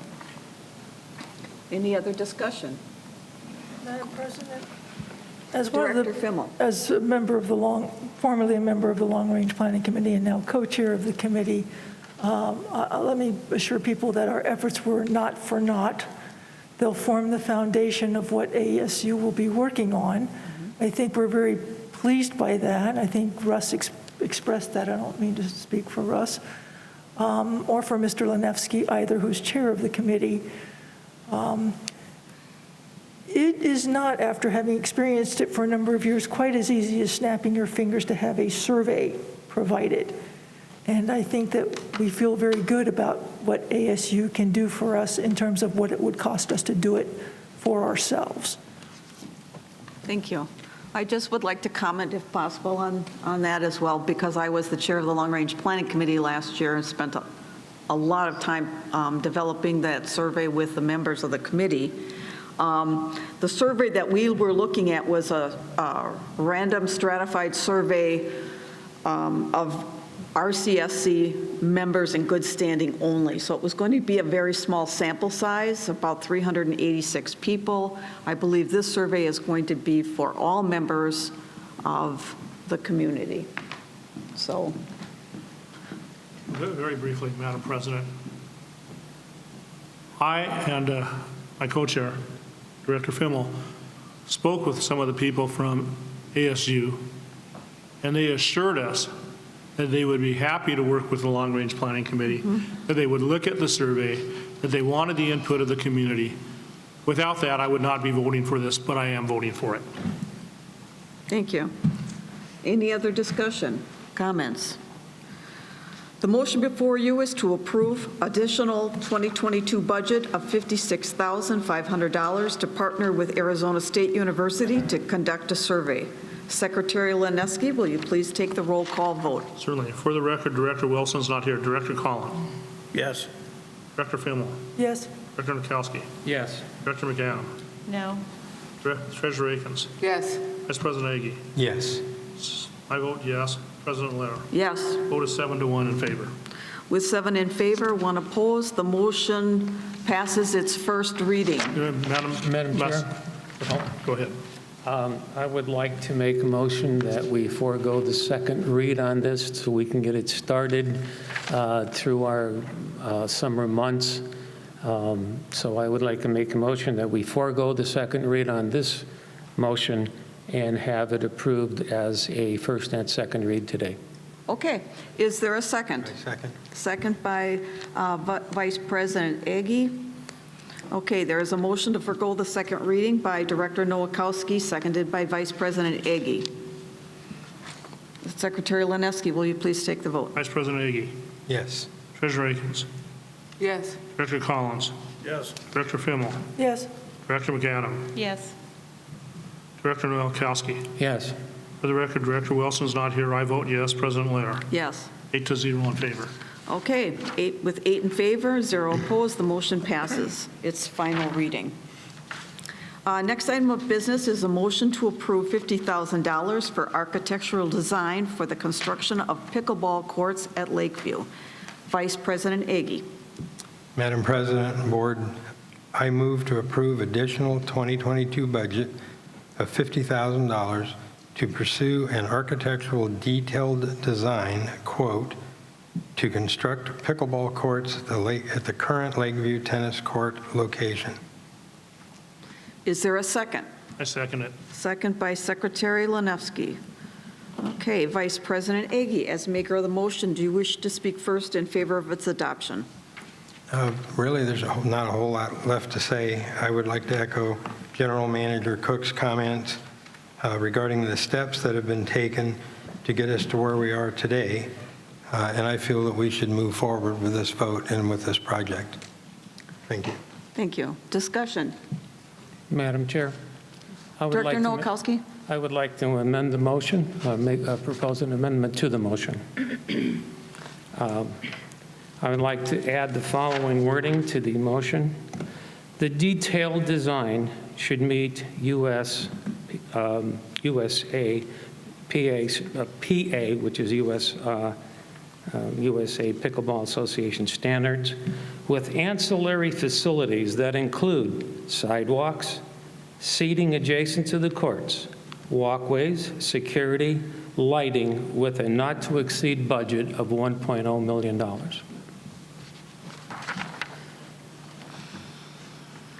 Okay. Do I get a second on this or just roll on it? No, it's out of order. Okay. I'm sorry. I'm going to rule that this motion is not germane to the motion.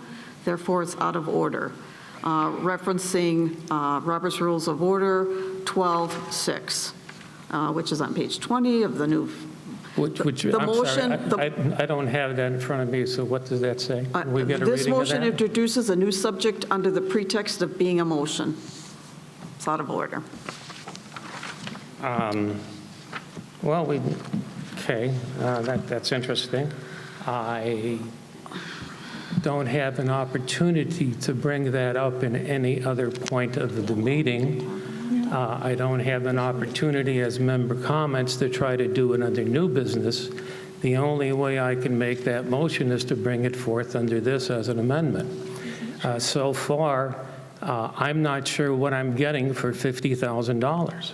When we do the ASU study, we have a scope of services. That scope of services outlined what ASU is going to provide us for $50,000. When we do the other motions, we know what we're getting. I'm not sure what I'm getting. I understand that what was presented as a concept was 16 pickleball courts. I think that as part of the design process, we should know that we're getting 16 pickleball courts for $50,000. If not, then someone should come back to us and say, we can't fit 16 pickleball courts there with everything else. We can fit this.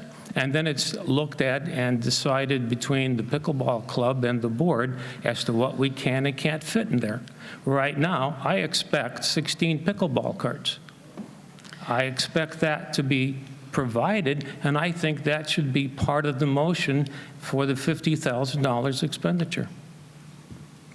Okay, I'm sorry. I've already ruled this out of order, and let me explain a little bit more why. Because we're asking for an architectural design with club input. We have a fixed space there. We're willing to go north and west, but we can't go south. So, you know, if we would go with what you're saying, you're essentially changing this from a design to a design construct and putting a number on it. Not at all. Well, I've already ruled that it's not germane, and I would say at this point, no. Mike Whitborough, if you'd like to come up and clarify.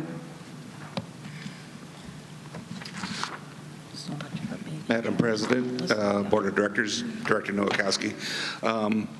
We had that discussion earlier about design, bid, build, and design, build. Well, if we go design, bid, build, I can tell you precisely what you're going to get for your $50,000. This is the proposal from CCBG for what they're going to do. It is their understanding to build 14 to 16 pickleball courts at Lakeview Recreation Center. The new pickleball courts will replace 4 existing tennis courts. The scope of this proposal includes drawings and coordination necessary to secure a permit from Maricopa County. So they're going to provide a layout of the new pickleball courts, provide architectural drawings to be used for the county permitting process, coordinate the services of a structural and mechanical, plumbing, and electrical engineers as needed, construction administration, including shop drawing review. That's talking about the construction phase if we decide to implement. And court design, including court surface, equipment, fencing specifications, will be design, build, and will be part of the construction component of the project. So they have a fee of $22,500, and they're estimating, because it will be required, a civil engineering design of approximately $20,000 and a survey, not a survey like we're talking about before, but a physical property line boundary type survey. So that's the $50,000. right there. And so we would have a design ready to go to bid with this deliverable. And we would work that in conjunction with the pickleball club during initial drawings. We get first round drafts, if you will. We sit down and they say, well, this doesn't work, this does work, and that kind of thing. That's the process. So we've done that with the golf community on the Lakes East-West maintenance facility. We plan on doing that with the Mountain View facility. Already have with the Players Club, for instance. So this process would be the same, and this is what you're getting. Yeah, very true. In terms of communications, why wasn't that presented to the board so we could see what is in there? The only thing that I received was a request for $50,000 for an unknown, unspecified, other than a concept of 16 courts. If that was presented with our packet, that we could read that and see what they're talking about, I would not have a problem. However, not having that, I'm going to hold my motion to hold my amendment. Okay. Madam President? Okay. Can I just have a second here? Directors, please, before you speak, please be recognized so that we don't have people just talking out of turn. A motion to amend has been ruled out of order. Is there any further discussion? I have some questions. And they're questions for Mr. Whiproot, if you wouldn't mind. Earlier, you had talked about the fact that CCBG did the architect-engineer work on the Marinette. Is that correct? That's Marinette correct. Pickleball? Yes. And is the price that we paid for them to do that work consistent with the price we're being asked today to do similar work? I haven't, Director Fimmel, I haven't even looked at that. What we were doing in 2014 was building 16 new pickleball courts in a pavilion and a fitness center. It was a whole lot bigger project, so you really can't compare the price we paid for design services in 2014 for a much bigger project to this. From your comments, it seems to me that you favor CCBG doing this work, so I have a slightly different question. The issue at Lakeview was created by the issue at Mountain View. So I'm wondering why we aren't making this change or asking CCBG, if that is our choice, to make this change under the auspices of their architect-engineer contract for Mountain View, since this is really actually part of the Mountain View project, because were it not for the Mountain View project, we wouldn't be having this conversation. So should this be being done by CCBG under the Mountain View project? Absolutely not. I mean, Why this is a not? different location. It would be a different building permit to the county. I mean, it's not related at all. Well, I'm talking, but now, not about the county, but about how to fund the process. Do you understand what I'm saying, Mr. Cook?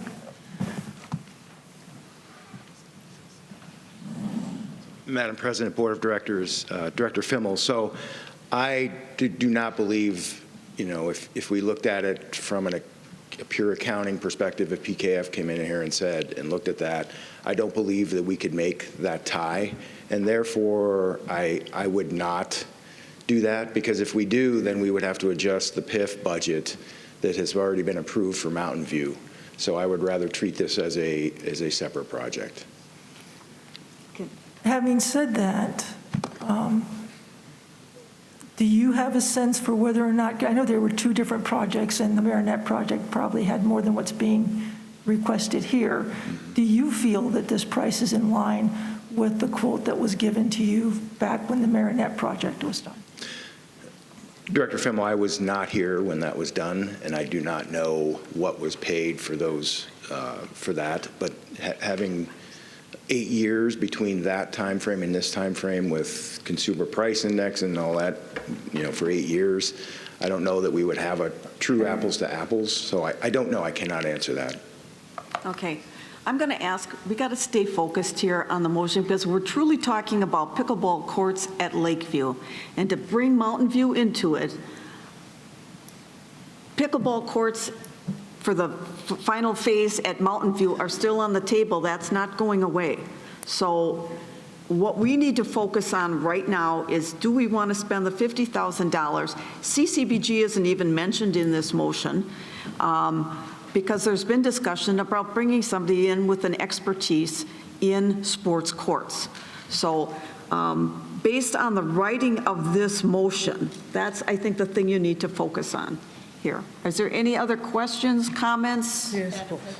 Director McAdam. I would just like to add my voice to Director Nowakowski's that I find it actually somewhat appalling to say that his amendment is presenting new business. Whether we build courts at Lakeview or not is very, very, very much dependent on what that final product is going to be. And just, the conceptual drawing for which we paid from CCBG Architects gave us a puzzle piece. There were 16 courts, 8 side by side on the north side of the courts, 8 side by side on the south of them, as a potential solution to the problem, upon which we were going to have detailed design drawings. So you all know this, but I think this deserves to be said for our membership and for the sake of those who are watching this online. That conceptual drawing had 16 pickleball courts. It had no walkways between any of the courts. It had no sidewalks around the sides of those courts. It had no seating area whatsoever. There were 16 courts there with no ancillary pieces to it. And what Director Nowakowski is asking for is, can we please be guaranteed that the end product is going to be 16 pickleball courts with the necessary ancillary pieces? There's no use in having 16 pickleball courts, which that design that we were given, the board saw this, would have required you to enter the 8 courts on the south side from the roadway, stepping up 18 inches into an external gate to get to those courts. And we're basing a decision to move ahead on this that is somehow realistic. And I think that, so I'm just speaking just to the amendment right now. This amendment is completely germane. So you can't speak to Dale, but I'm objecting to that for the reasons that I'm stating. You can't object, it's already been, speak to the motion. So please, speak to the motion. Queen Lehrer, you get to decide all those things and you don't have to listen to the input to the other members of the board? Speak to the motion, Director McAdam. I'm speaking to, so, okay. All right, so as far as the motion is concerned, I have a little manila folder here that was given to me by our resident historian, Ben Roloff, and I think it's instructive to the matter on the table today, and that is, he said, I think that the most important decision that the RCSC board ever made was to rescind a prior decision. This has to do with a decision made in 1973 to build in conjunction with some other people a sportsman's club off campus here. The decision was rescinded. It turned out that there was an enormous flood that would have probably bankrupted Sun City at the time. The reason I bring that up is that sometimes the appropriate thing to do is to go back and review prior decisions of the board. In June of last year, this board made a very, very hasty decision to change the concept of what was going to be done at Mountain View and to eliminate not just pickleball courts, but the tennis courts, lawn bowling, and mini golf at the time of construction. It was a hasty decision without any input from any of the people that were being displaced by that. And I think the smartest thing for us to do would be to actually go back and revisit that, because the decision that this board made was to prioritize building a gymnasium for which we have no utilization data and no trend analysis across the country. As far as we know, this is going to be the one and only indoor gymnasium in a senior community anywhere in the United States, at a time when we know that pickleball has interior data telling us that people are having to wait for long periods of time to get on the courts. We're underbuilt. We have national data that is supporting that. We have the data that our competing communities around us are way ahead of us in terms of pickleball saturation in their communities and making attempts to increase the number.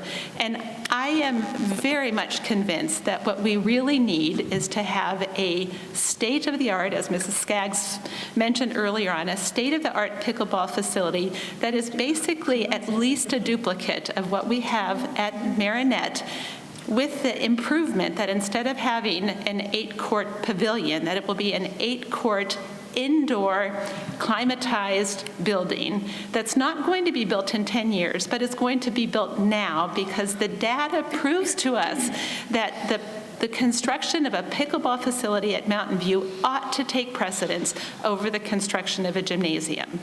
And I think that it's very important for us to agree that at least we're going to go back and look at that and say, was that a good decision that we made? Or is there a possibility for us to actually accommodate those things for which we have credible data? We want to have a performing arts center. We need desperately to have additional pickleball. If this design that we saw at Lakeview for 16 courts, I don't believe is anywhere close to realistic for some of the reasons that I mentioned already. But I would like to add a little bit more measurement data, if you just bear with me for a minute. The key thing in order to get a lot of courts at Lakeview is that you need to be able to put courts. Okay, we need to stick to the motion. Okay, I'm going to read you. This is related to this motion. It is related to the motion. If it's not feasible to get 16. You're out of order.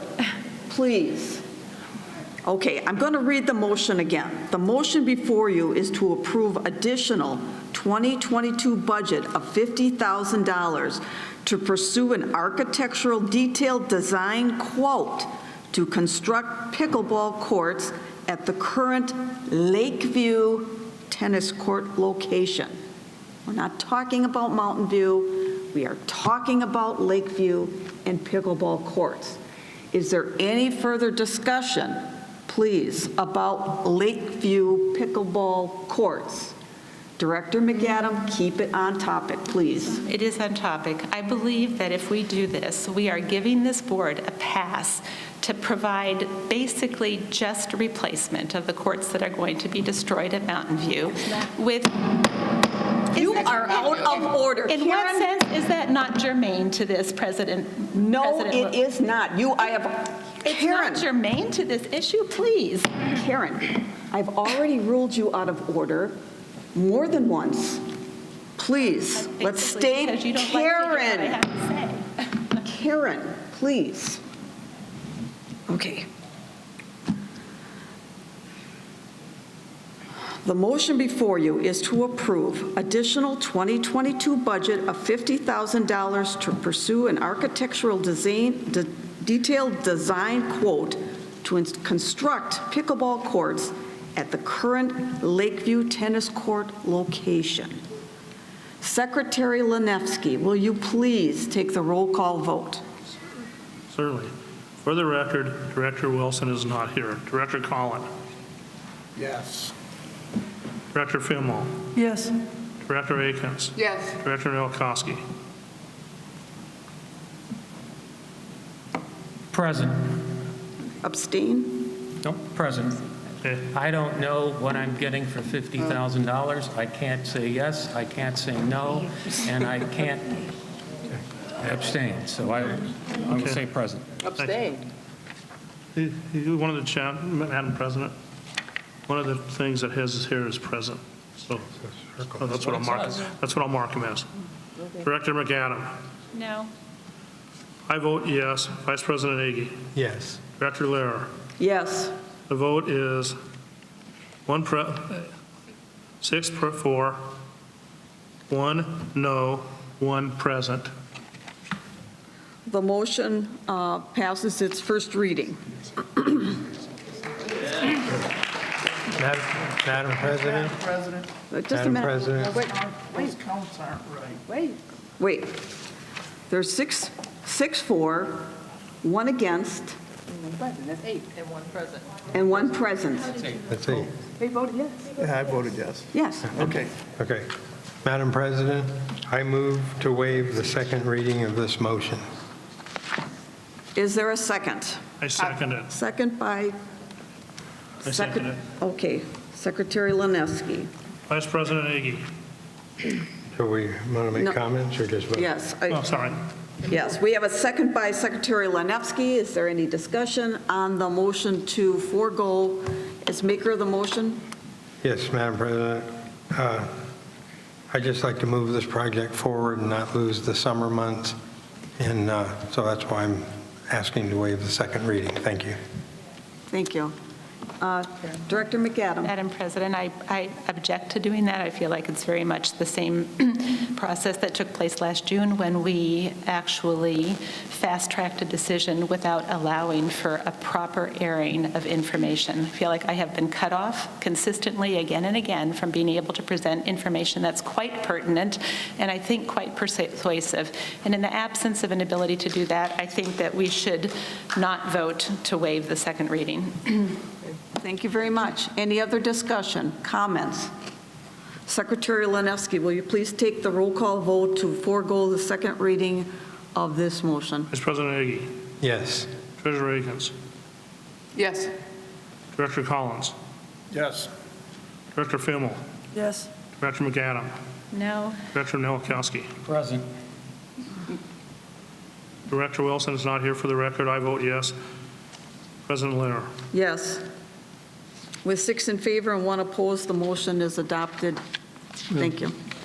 And there's 1 present. And 1 present. All right.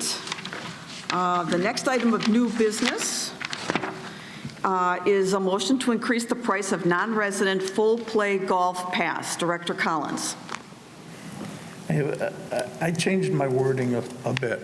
Okay. I move that we offer only one type of pass to non-residents. This will be a full play pass without a golf cart at a rate of $2,500 per year, and change the non-resident early booking tee time to 4 days prior to play for non-tournament and non-resident play. Is there a second? Second. Second by Director Nowakowski. Can you pass that motion over to me, please? Thank you. That's the motion of you know what you're doing. I wrote it on Okay. here. It's just, I have to, I'll get it to you at the end of the meeting. You gotta read it. Okay, Okay. if she can read. Director Collins, as maker of the motion, do you wish to speak first in favor of its adoption? Yes, I do. Thank you. For many, many years, non-residents have been getting a cheaper rate than our residents in golf. And they also are getting in and picking their tee times in with our residents. And our residents should always have first choice of tee times, I believe.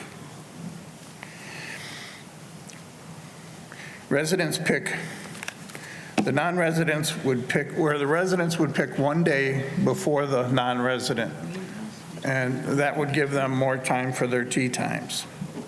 These fees need to be increased in July, not in January. Our people start coming here from wherever in October, the top play. They're going to buy their pass, and they're grandfathered until another year, which is crazy. I know I'm going to hear that, oh, if you raise the price, they're going to quit. You know? If 25% of them quit, and if this is passed and 25% quit, we still make the same money. So the scare tactic, I don't believe, and to say how much we're going to have to raise residents' fees. When golf lost $1 million, did they raise fees? No. And that's happened more years than not over the last 15 years. So the scare tactic is not going to work. Our residents should get the tee times, should get the lower rates. If you want to compare, we're always being comparisons to Sun City West. In Sun City West, if you're a non-resident, you give them $1,500 for the right to pick a time. They give you a discount, okay? So at 100 rounds during the peak play, you are going to pay them $3,500 plus your $1,500 plus your cart. And our carts are way cheaper than anywhere in the area. So even at the $2,500 and you pick your cart, you pay for your own cart, you're still below them. And no place other than there do you have a choice of 8 golf courses you can play on. So to say they're going to quit and go to one course, they're not going to do that. They're going to stay here. Our courses are good. And if you think they're going to leave because our courses are inadequate, then we need to talk about what we need to do to fix them, because I think our courses are good and we can maintain our people. And this increase, I think, has to be done right away, not wait until after they have renewed. Thank you. Thank you. Is there any further discussion? I just have a question. for the general Director, manager. or Secretary Lenevsky, long meeting. Or the golf director or the general manager. Okay. Is this problem of rates being worked on? Madam President, Director Lenevsky, members of the board, yes. As evidenced in our presentation earlier this month, we have already proposed increasing the non-resident passes, not only for the walking fee, but also for the cart included fee. One piece of information Director Collins left out when referencing Sun City West is that they sell 14 of those wonderful passes of theirs. So obviously the public golf committee doesn't view that as a value. Now, if we raise rates and we lose income, would that affect our bottom line? In other words, we're making a profit this year, right? Correct. How many years in a row have we made a profit? Since 2020, COVID. Okay. Or 2021, sorry. Okay. And this might affect the income of the golf courses, is that correct? This revenue represents $250,000 to $300,000 of. Okay. Are you going to, or is the staff going to make a proposal to us in the fall as to what rates should be raised? Well, we actually made a proposal earlier this month at the meeting that I was absent for, that we were planning on increasing both passes, and what we favor is a stepped approach of getting the walking non-resident pass to $2,500 over a period of 2 years, and the riding non-resident pass to $3,000 over a period of 2 years. That way we can determine what any market objections or softness or opportunities to increase possibly further. Okay, so is there any reason that you see that we should postpone this for further direction, or is this ready to be voted on? Well, I was prepared to speak to Director Collins' original motion, which he did correct the error that he did have. So if we wait for September, which is 2 months, is there going to be a proposal to look at to have different non-resident passes, like unlimited, limited golf carts, or is, well, what are your plans? Director Lenevsky, traditionally golf pricing has been set by management, and we haven't had to wait for votes from the board, so we would not have to wait till the board reconvened to increase pricing. Okay. It was going to be a major part of the budget discussion for next year. So we were going to do this in a major part of the budget discussion? Yes. I have a question for the general manager. Thank you.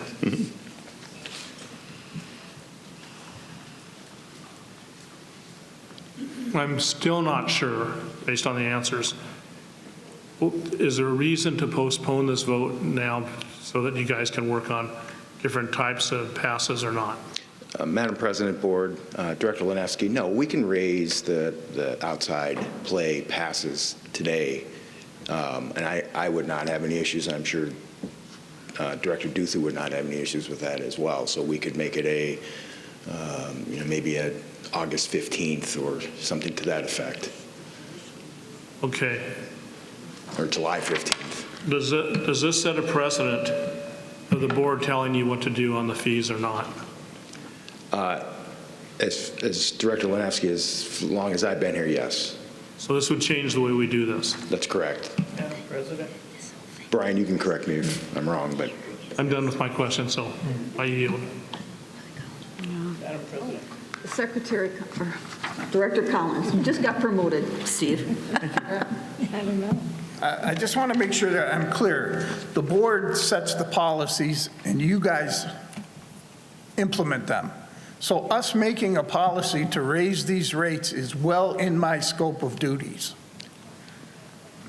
the question was, has it ever been done? And the answer was no.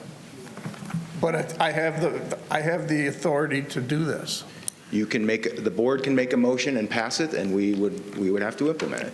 That's right. It would just set a precedent, which I don't think that I favor. And I would also like to add, if you want to compare it to Sun City West, I would suggest that you go to their website and look at their golf income statement and look at the amount of loss that's going in and the subsidy through their assessments. So if you want to compare, please do that. But as Director Duthu had stated, you can raise price, but then we're going to be down to a level where we're going to have to subsidize more. I think a step approach is a fiscally responsible approach to make sure that we don't lose a lot, and if we don't, we'll make another step on it. That's kind of what we're proposing. That is what we're proposing. Madam President, Director Fimmel? how do the numbers that you presented compare to the numbers that Mr. Collins is speaking to today?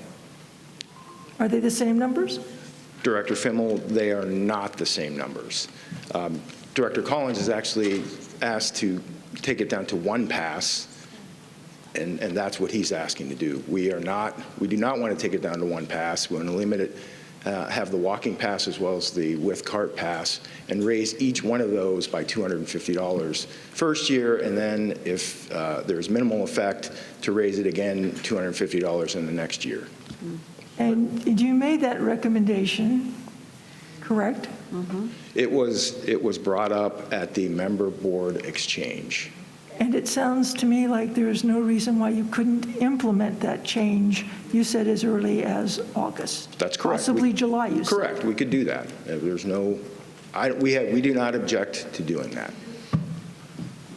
Why then did we delay? Why then did we not do that when it was recommended by you? Well, that was not, a member board exchange really isn't a decision-making process. I prefer to communicate that with the board, not necessarily to get approval, but just to make a formal, and we knew that this was going to be discussed at this board meeting. So, it's more of a communication thing that we wanted to make sure that we accomplished. So, that was two and a half weeks ago. So, we haven't lost a lot of time. So we can implement. Okay, so I want to understand what I'm facing today is the recommendation of management that can be implemented as early as July, potentially in August, as you just described it, or the motion that is presently on the table being offered by the board. Yeah, and I don't believe that you would need to make a decision on what we're recommending. You're really just deciding on whether or not Director Collins' motion is something that you want to approve, which we do not agree with us from a management perspective. Thank you. Okay. Vice President Agee. So I guess I have a question for all of us. Is this recommendation or this motion, is this a motion? Is this policy? Because Made a motion. Yeah, Director Collins made a comment about, that we set policy and you guys implement the policy. To me, this isn't really a policy. Brian, does BP 17 have specific dollar amounts for the passes? Is there pricing in BP 17? No. There is not. Okay, so there is, it really would be setting a precedent because you would be adding pricing to a policy. Or something, right. That's why I guess I'm just trying to follow what's going on here. I understand Director Collins' intent, but I'm just wondering if the vehicle or the method that we're trying to use here is even proper because we're making a motion to raise a price. Right, I mean, So again, I'm pricing's not in board policy, so you would be setting a precedent here. Okay, thank you. Has anybody not spoken that would like to speak? Yes. He's already spoken. Have you spoken, Secretary Lanefsky? Did you want to speak? Have you already spoken? Well, I've asked questions, but I can speak for about 2 minutes. And that's very simply, I don't want to change the precedent. But what I hear is that if we're really unhappy with what the management does, we can come back and do something. So my vote's going to be no. The board? Okay. Madam Chair. Director Nowakowski. We've changed precedents here in the last 3 months 3 different times on 3 different subject matters. So what's one more? The early booking of 4 days versus 5 days, does that cause any problem with the software that we have? So if we change that, it would not be so let me back up. It would definitely be an issue with respect to, we would have to manage that, so it would take more time to manage that, but TEG can, we can implement that within TEG. It wouldn't be a problem to implement. You can implement it, but it would be, it would take more time to manage. Well, my only difficulty with resident, non-resident, the non-resident pass, unlimited with a cart at $2,500 a year. Our resident pays more than that than the non-resident. So I have an objection to that. Increasing as you had, staff has presented, going to 2,700 in the first year, that's our resident would pay equivalent to that if they didn't have a cart.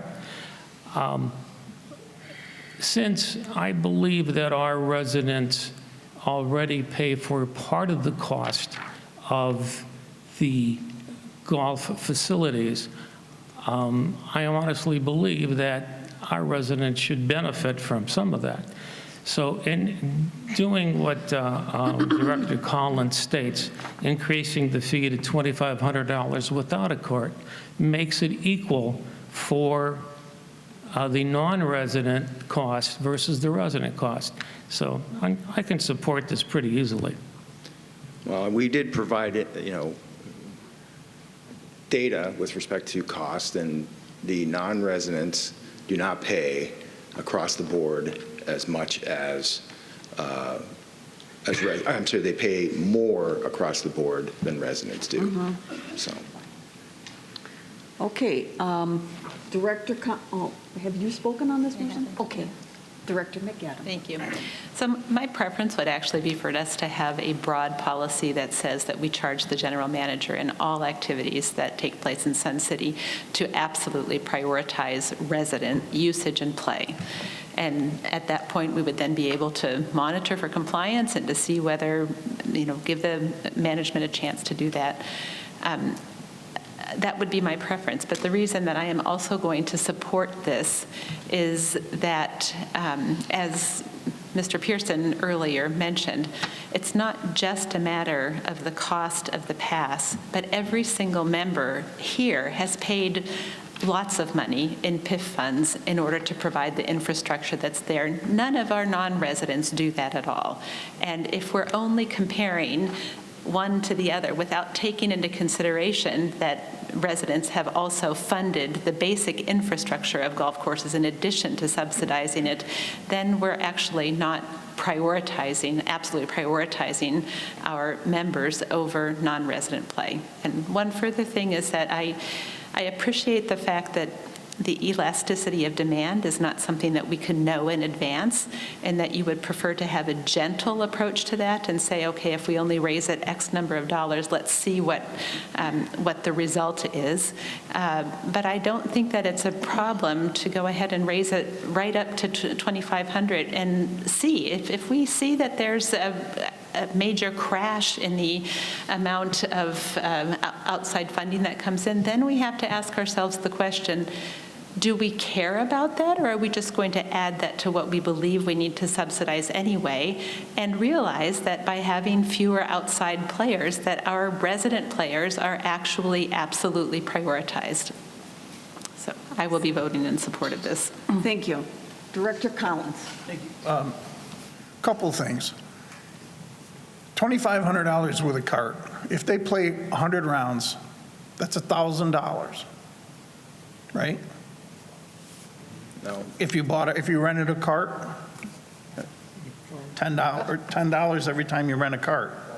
$12. So I rounded it. If they did 100 rounds, you're giving them the cart. That's $1,000, which means that pass to play golf only costs them $1,500. That's just for 100 rounds. Most people that get the passes are going to play more than 100 rounds a year. So now they're at the exact same price as one of our residents that has his own cart and buys a pass for. I think we approved $450,000 this year for new golf carts, so we can give them a new golf cart. Ever since I've heard the cry of the residents for a year and a half, and nothing's been changed. Over a year and a half. Today's the day I made a motion, and my board members, you can be in support of the residents or you can go against them. They're watching on video and in the audience, and they want to know, do you hear them, and what are you going to do? Thank you. Madam President? Director Fimmel. We hear them. I'm on the golf advisory. I'm the co-chair of the golf advisory board. We hear them, and we struggle for an equitable way to make things reasonable to where the members are not paying more than anyone else. I don't know that we've landed on the right answer, but I don't think the right answer is to set policy with numbers attached to it.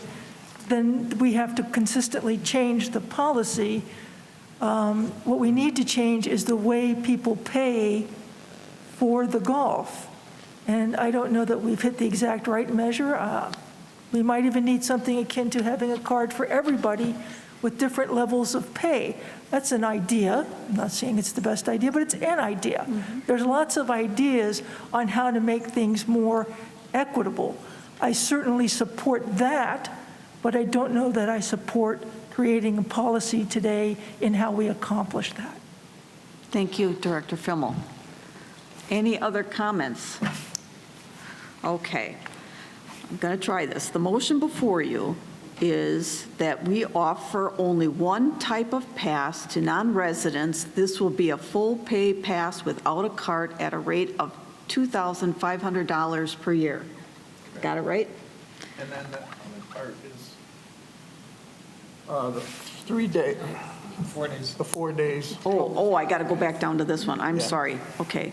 And change the non-resident early booking of tee times to 4 days prior to play for non-tournament, non-resident play. Correct. Okay. Secretary Lineski, will you please take the vote? For the record, Director Wilson is not here. Director Collins. Yes. Director Fimmel. No. Director McAdam. Yes. Treasurer Akins. No. Vice President Agee. No. Director Noakowski. Yes. I vote no. President Lehr. No. Okay. With 5 for and 3 against, the motion fails. Did I get that right? Yeah. No. Yes, I did. No, I didn't. Okay, very good. All right, thank you for hanging in there, people. Do any of the directors have anything they'd like to report to members from their committee or liaison positions? I do.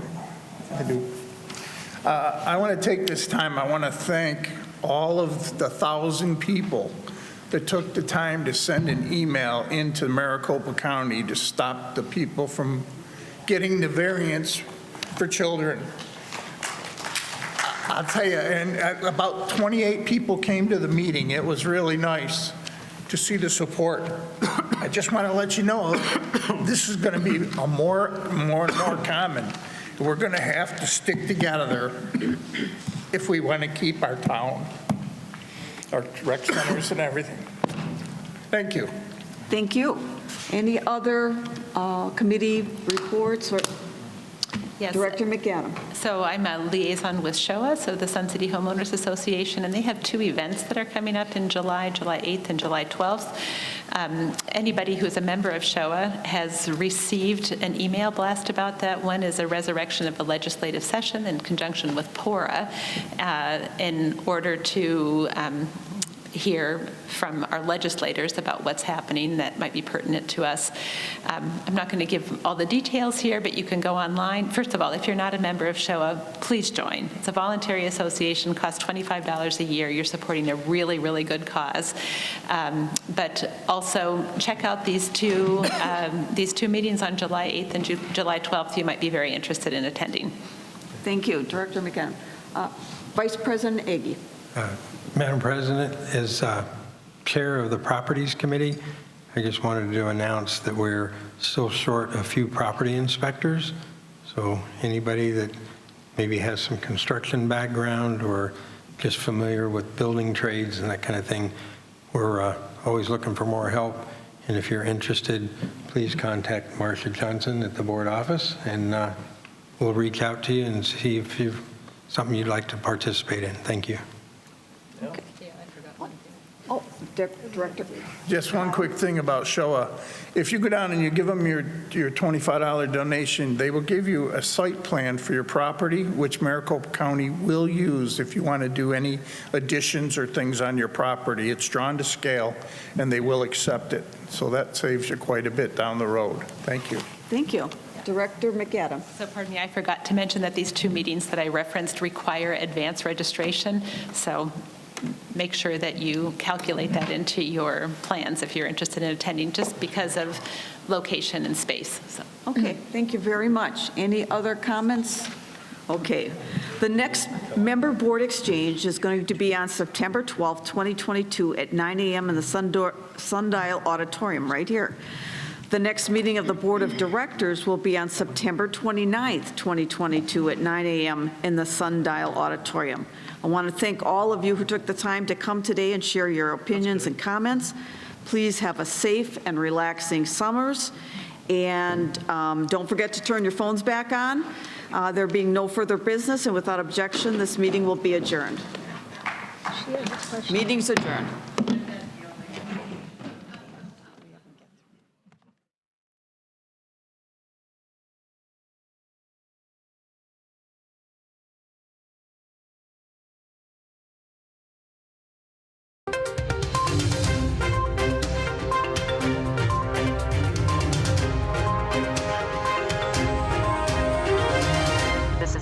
Written production of the Recreation Centers of Sun City Incorporated and is intended for the sole purpose of informing our Recreation Center members. Any duplication, copying, transmission, broadcast, or use, including electronic and social media, is strictly prohibited without the prior written consent from the Recreation Centers of Sun City Incorporated. Thank you for watching.